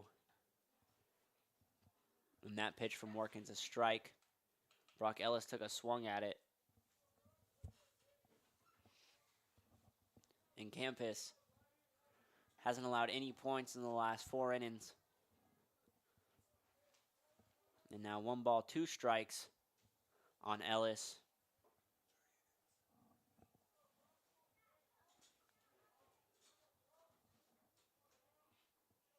Now, I don't know if you remember last game at this point. It was 6-1, Maize South with the lead. So quite the opposite score here. Campus trying to hold their 4-point lead for the last 3 innings of this game. And it looks like Brock Ellis needs himself a time. Looks like Working staring at him got him a little intimidated. He'll have 2 balls, 2 strikes as he steps back in. That one a little low. So now a full count on Brock Ellis. And he'll take a swing at this one into foul territory, and Cooper Schinkel could not find it.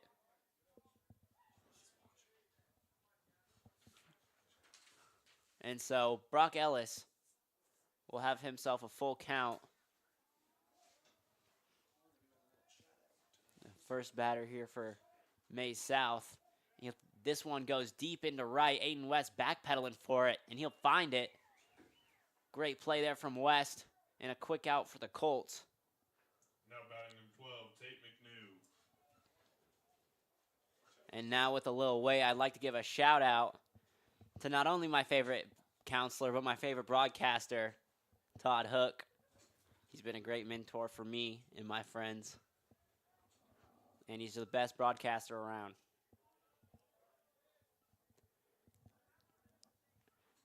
And so that pitch from Workins low, it'll be a ball. And that next one outside, Tate McNew hit a ball for a double last time out. He has 2 balls on him.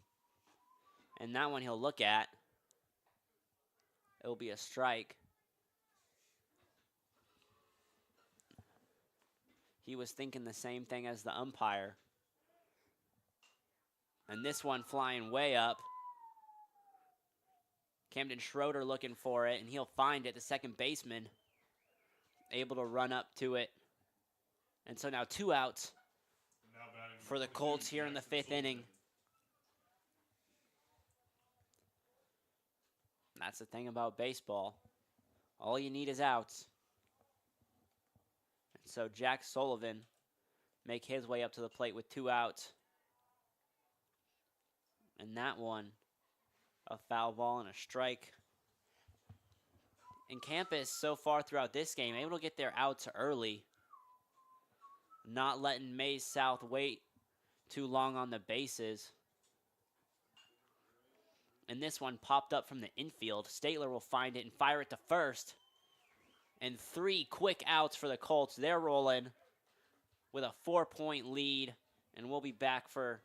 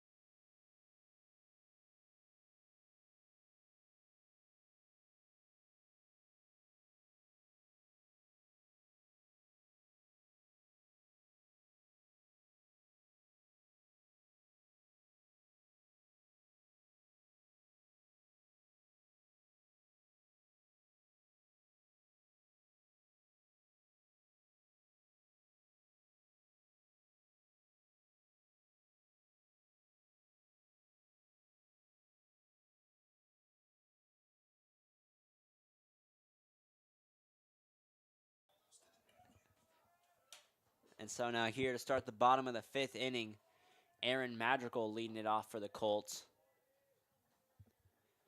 And that one low, gave him a little shoe shine.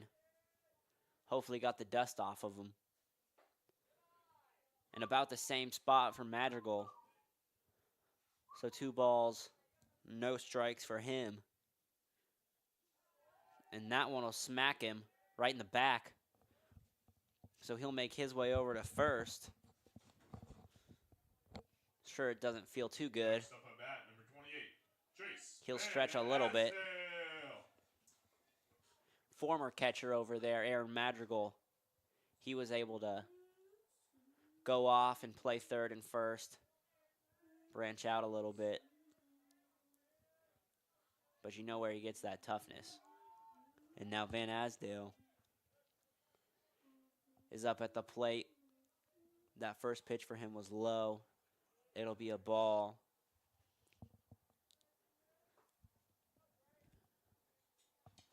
So now a quick signal from Flax. And a foul ball from Van Asdale.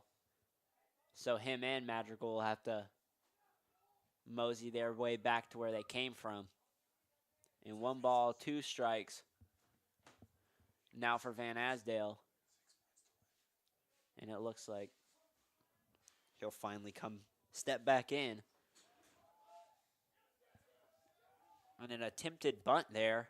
Goes behind the catcher. Aaron Madrigal making his way to second.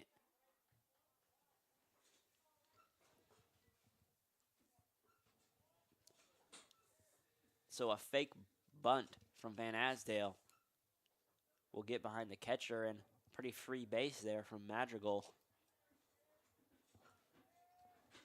And 2 balls, 1 strike. Now for the freshman, Van Asdale. That one thought about. Good decision. Pretty favorable count for Trace. Wearing a pretty great number 28. And that one he'll pop out. That one will fly out the stadium. Hopefully all the fans here had the umbrella hats on. And it'll be a full count now for Van Asdale.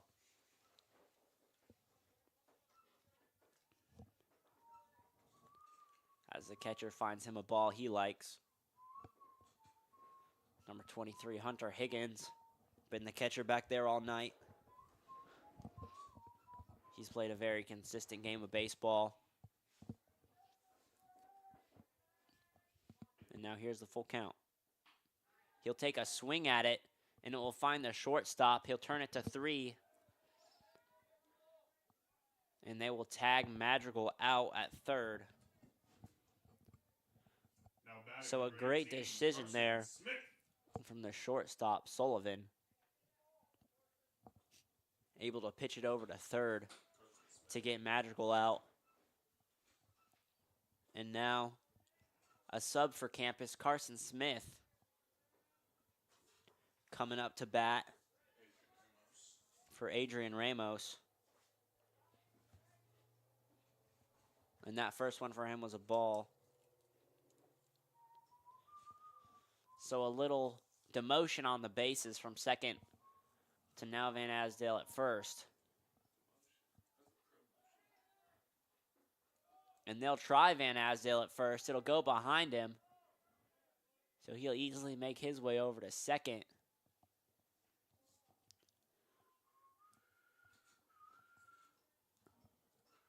Van Asdale very quick. Pretty easily able to get over there. Now Carson Smith still with just the 1 ball.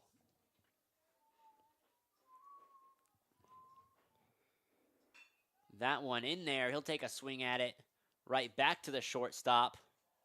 And over to first. They got him. So Carson Smith will have to make his way back to the dugout. But Van Asdale able to find his way into scoring position at third base. And it'll bring up the 9-hole Aiden West.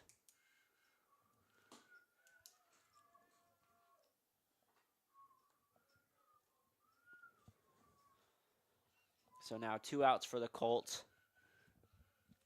No room for error.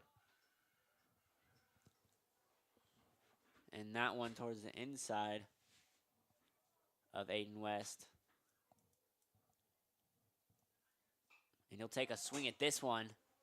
It's popped over to the right fielder, and he can't find it. It'll drop foul.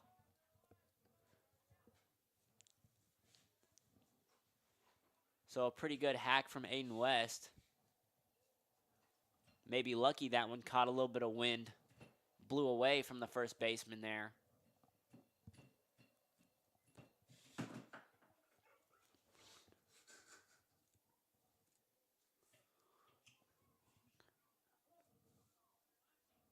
So now 1 ball, 1 strike for Aiden West. And he'll tell Tracy to stay over at third base.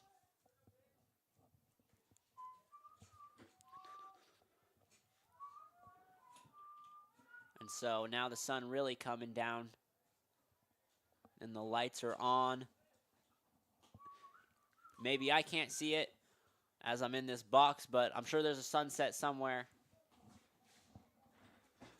And we'll bring up 2 balls, 2 strikes now on Aiden West. He'll take another swing at it. This one, a foul ball. Dravis a little disappointed in himself.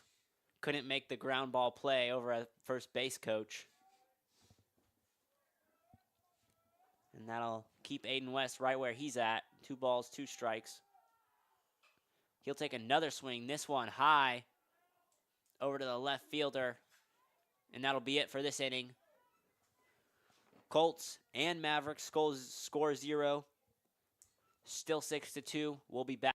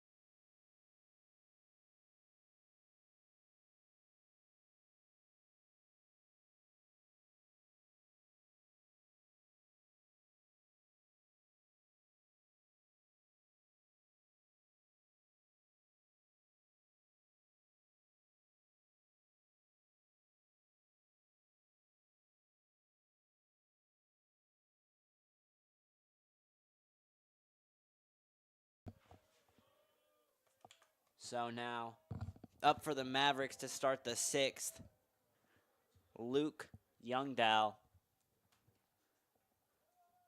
Hagen Warkins out here for his 6th inning of pitching. And so that one from him is fouled off.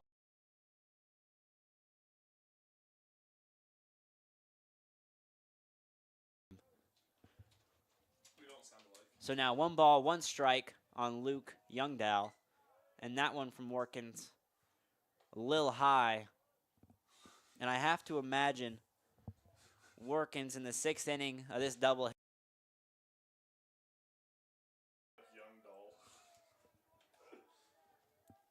And so that one a ball, so 3 balls, 1 strike.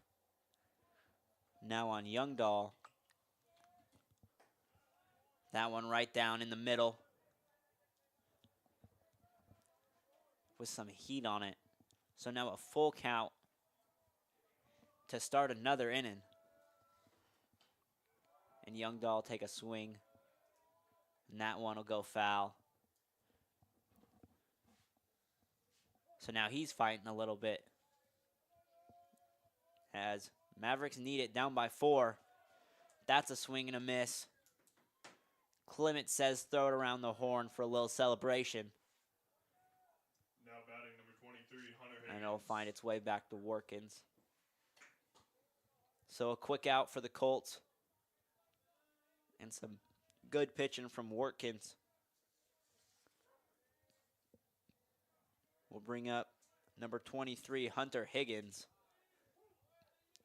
And the first pitch for Higgins is a strike on his outside.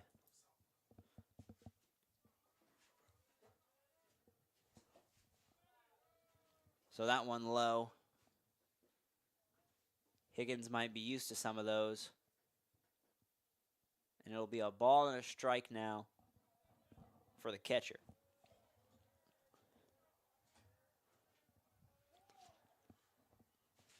And it looks like Hunter Higgins, he'll need himself a timeout. And he'll take a second to himself. Probably thinking about the beautiful scenery over here in Hayesville, Kansas right now. And a strike right down the middle from Watkins. That'll give Hunter Higgins 2. So 1 ball, 2 strikes now.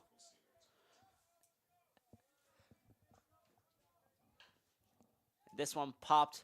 Another one for Statler. Couldn't quite find it. That's a real tough play for Statler. And Hunter Higgins did himself just enough favors to make his way over to first. And so now the Colts, 1 out and a runner on first. It looks like there's a little discussion here from both the refs and maybe everybody on the field.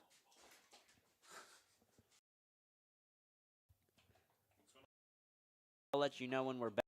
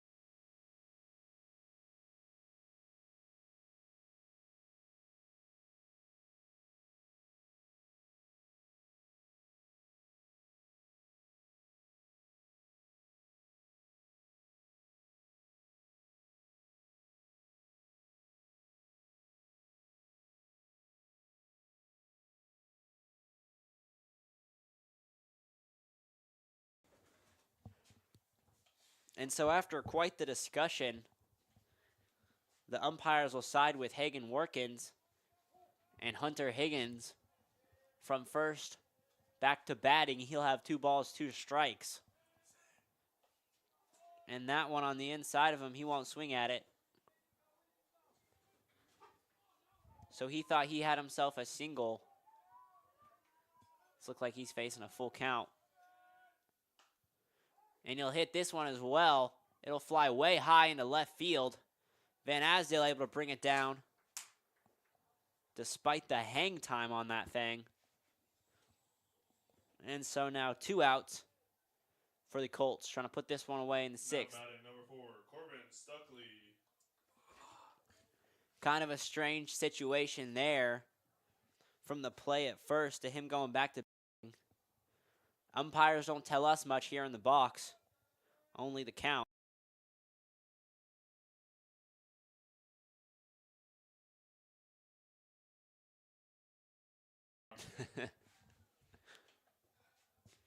And so that first pitch from Workins onto Stuckey will be a ball. And that one, Stuckey will send out a Vulcan Field here. It'll be a foul ball. He'll have 1-1 on him. Campus here with 2 outs in the 6th. And it looks like Stuckey's feet, not much stuck in the box. He'll call himself a time and he'll step out.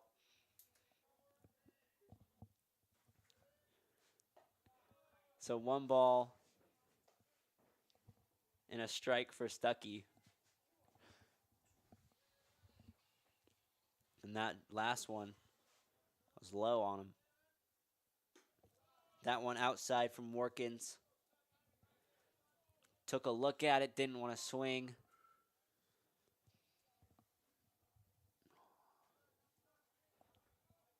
Campus still nursing the 4-point lead. And Stuckey knew that one wasn't dropping in the zone. So he'll take a jog over to first. And Colton Flex looks like he'll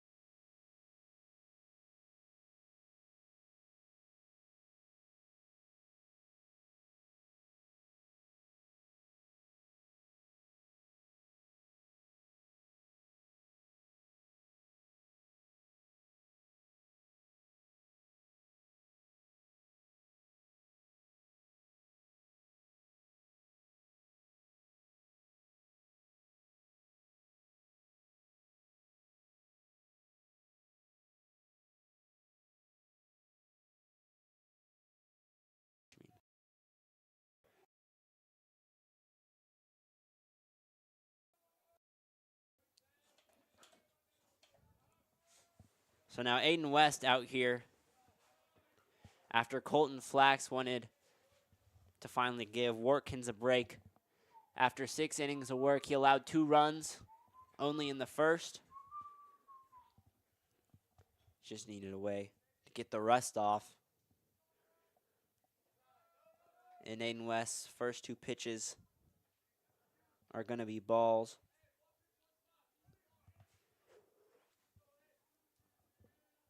And Canyon Acres up to bat. Still 2 outs for the Colts. And Aiden West, great pitch there. Able to find the middle of the zone. So a strike and 2 balls now for Acres.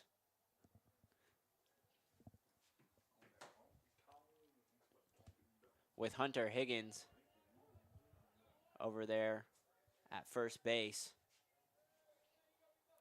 Switched out now. Hagen Workins over there at first. Keeping him humble. As Cooper Schinkel from first base will head to right field. And now this one hit to the second baseman, Schroeder. And that'll be all 3 for the Colts. Heading back to the dugout with a 4-point lead. Heading into the bottom.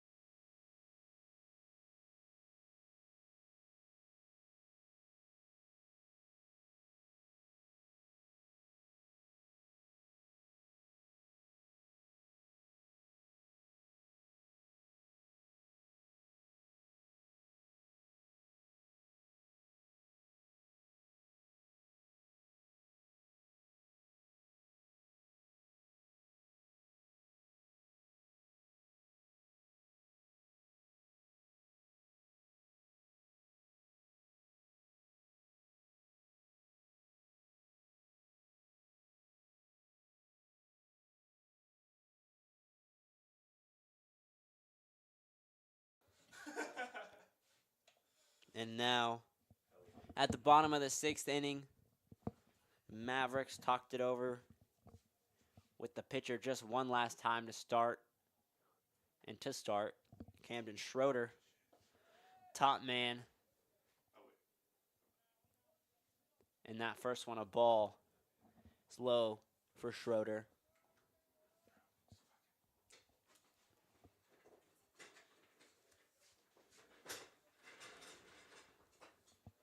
And Maize South will make a pitching change here. Braxton Bigley will retire for the night with 3 innings, 5 more runs allowed. And so now, Canyon Acres out there on the mound. His next pitch, Schroeder will pop way up. Running for is both the catcher and the pitcher. And it will somehow fall through both of their hands and land on the ground. So 2 balls, 2 strikes now. Camden Schroeder maybe a little lucky to get out of that one.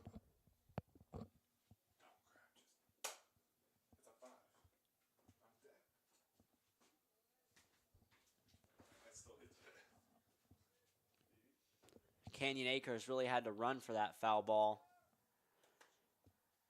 Couldn't really get it to hit his glove, but his palm. Good hit, brother. And Schroeder, another pop-up. This time center fielder will locate it. And Lucas White seems pumped up and ready to make a play. Next batter for the Colts, number 2, Lucas White. Lucas White next up to bat. Camden Schroeder will make the solemn walk to the dugout. Campus still with a 4-point lead. here at the bottom of the 6th. Mavericks on their last straw here.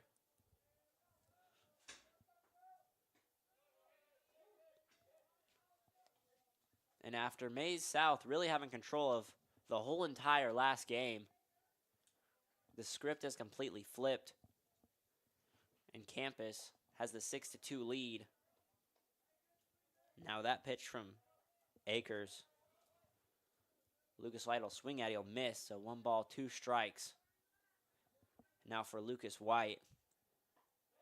And that one, high for him. It'll be his 3rd strike, so Lucas White will head back to the dugout. So 2 quick outs here for the Mavericks. Just what they needed at this time. 13, Hagen Watkins. And Hagen Warkins, with 6 innings pitched tonight, will come to the plate. That one he'll take a swing at. It'll fall foul. Going towards his own dugout.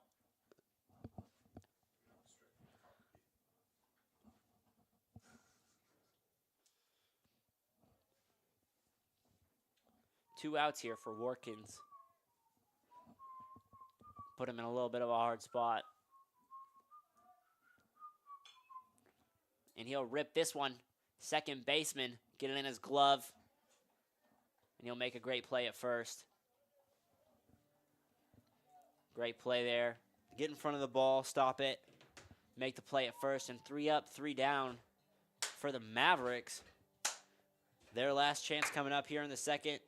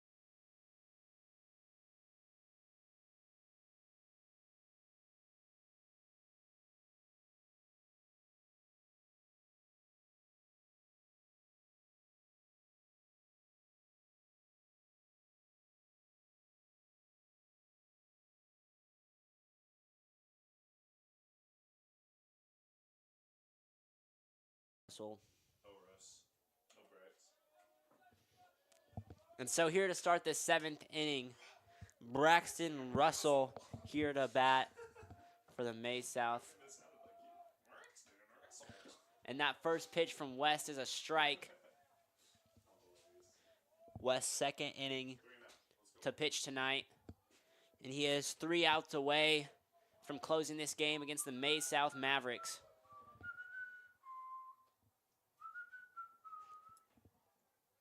Who I remind you are 15-2.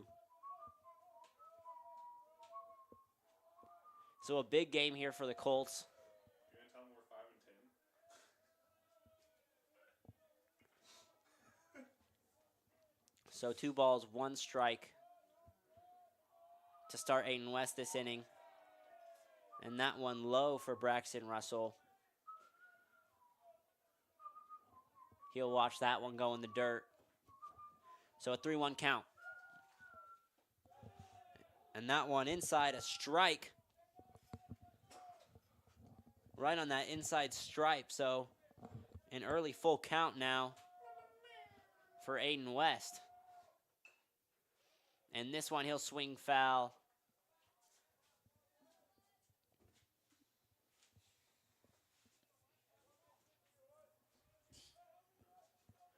So a full count still for Braxton Russell.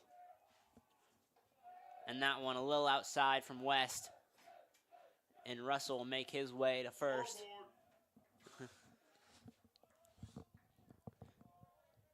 Mavericks trying to find some late seventh inning magic.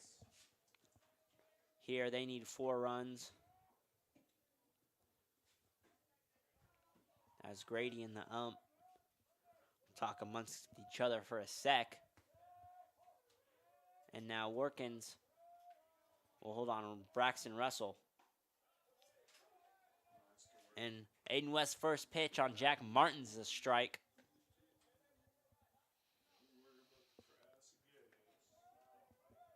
Grady Clements, he's been a wall all night, backing up who's ever been pitching. And now a big chunk swing from Jack Martins. It'll roll its way to the center fielder. And Jack Martins will hit a single. So 2 runners on now, and 2 batters batted for the Mavericks. Colton Flack's not liking the way this is headed. He'll go over and take a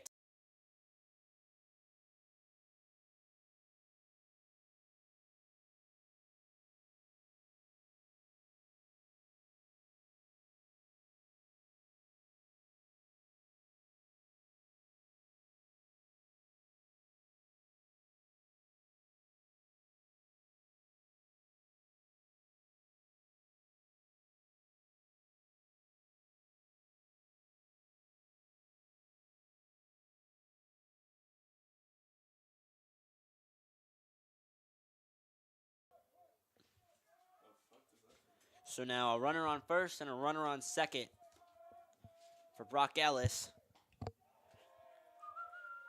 Third in line to bat. That first one outside for Ellis. And it'll be a ball. Aiden West will take a peek at the runner. And that one, Grady will try and take a play at the stealing Braxton Russell, but he'll make it to third with a little bit of a hiccup. Looked like kind of a rough slide there from Braxton Russell. He'll take a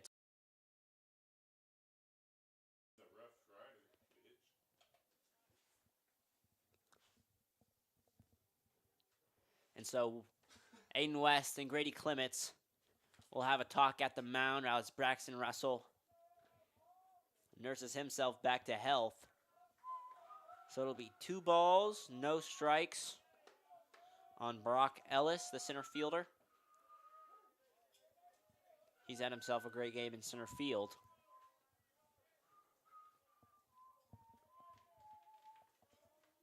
And the Mavericks need a big play here in the 7th. Ellis will take a swing at that one. It'll fall foul. With 2 runners in scoring position, Ellis has 2 balls, 2 strikes. And another swing, this one to Madrigal at third. And Grady Clements cannot dive for the runner, so the Mavericks score at a close play at the home plate. So Brock Ellis with a hit to Madrigal will make it to first. Now batting number 12, Tate McNew. Madrigal got the ball, tried to make the play at home. Grady couldn't reach him in time. So the Mavericks will score one and bring the lead for campus to just 3 here in the 7th. And that first pitch on Tate McNew from West was a ball. Same spot from West, a little low. And he's got a runner on first and a runner on second to worry about. Try to close out this game. Still with a 3-point lead here in the 4th. But Tate McNew quite up in the count. 3 balls, no strikes Still no outs here for the Colts. That one right down the middle. McNew will just take it. So just the one strike on him. And another one close, and it'll be a strike on the right outside of the box. So now a full count for Aiden West. Pretty big spot. And that one fouled off from Tate McNew. He'll fight on this one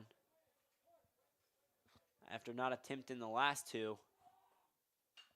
He'll keep pounding it. This time he'll pop it up. Van Asdale able to make a play.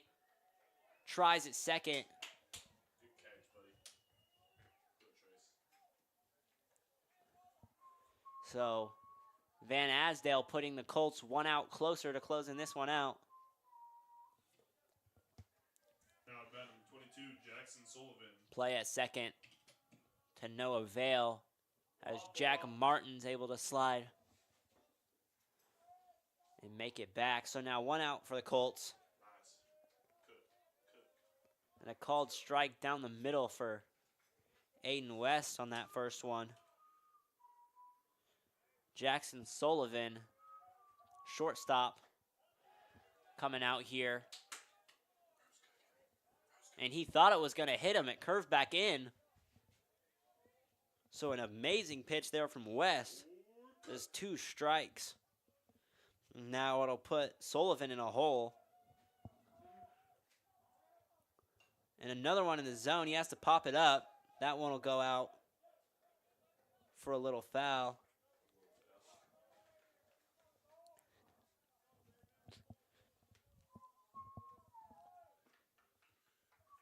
So a great spot here for West. Working on Sullivan.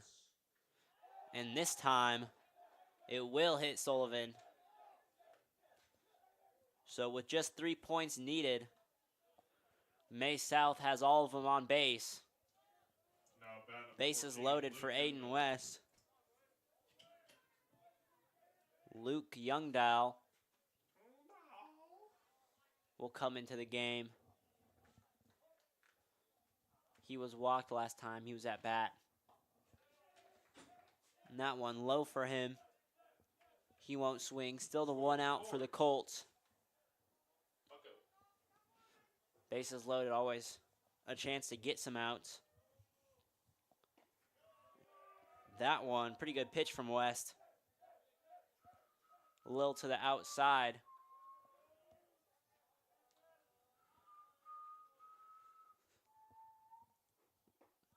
Youngdahl, that one low for him as well. So it'll be a 3-0 count now on Youngdahl. As we've seen tonight, I imagine he's just taking this one. And he'll take a strike on it. Aiden West has been able to fight back in these counts already this inning. And that one a little too low. So it'll be ball 4. And walks at this point for the Mavericks will score them a point. Campus lead will shrink to 2. Bases are loaded. Colton Flax wants a second with his team.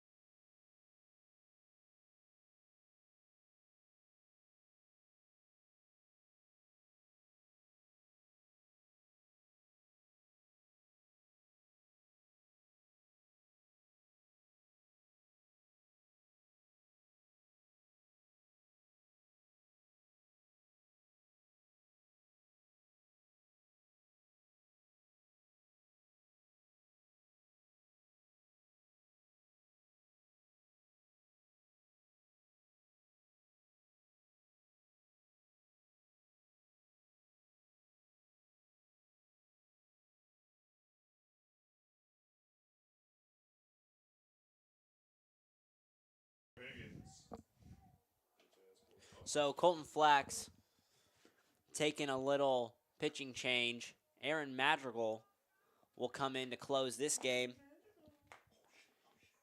He closed their game a week ago on Friday for a win against Hutch. And now Grady Clements will come and talk to him before his first pitch. Make sure he's locked in, as he has a pretty sticky situation here. Colts down by 2 with bases loaded and just the 1 out. Madrigal's going to have to step up here. And that first one, a strike on the inside.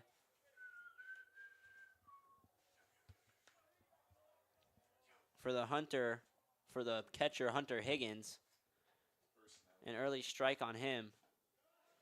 That one he'll watch, and it'll be a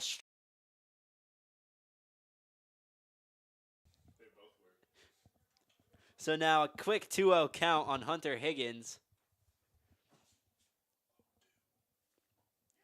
And that one, ump will say he didn't swing. So now that one a little low and a ball. So 1 ball, 2 strikes on Hunter Higgins.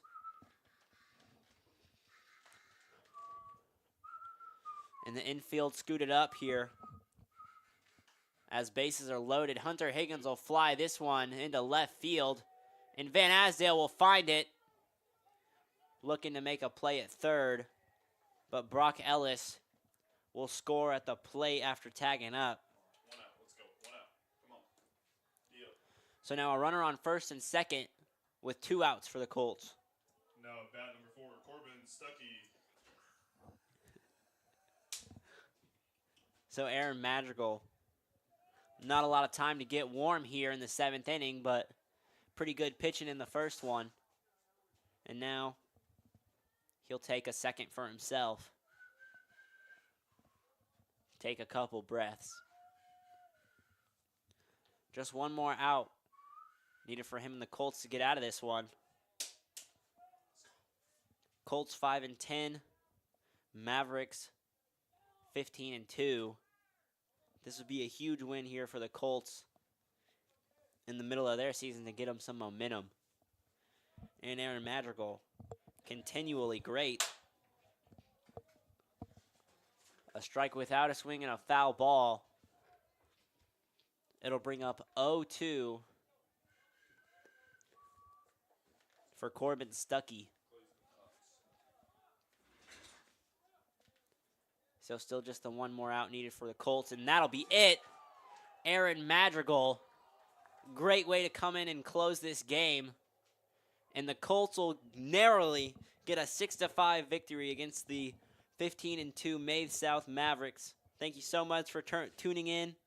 From Todd Hook and Zach Fairbaugh and Peyton Snell, have a good night.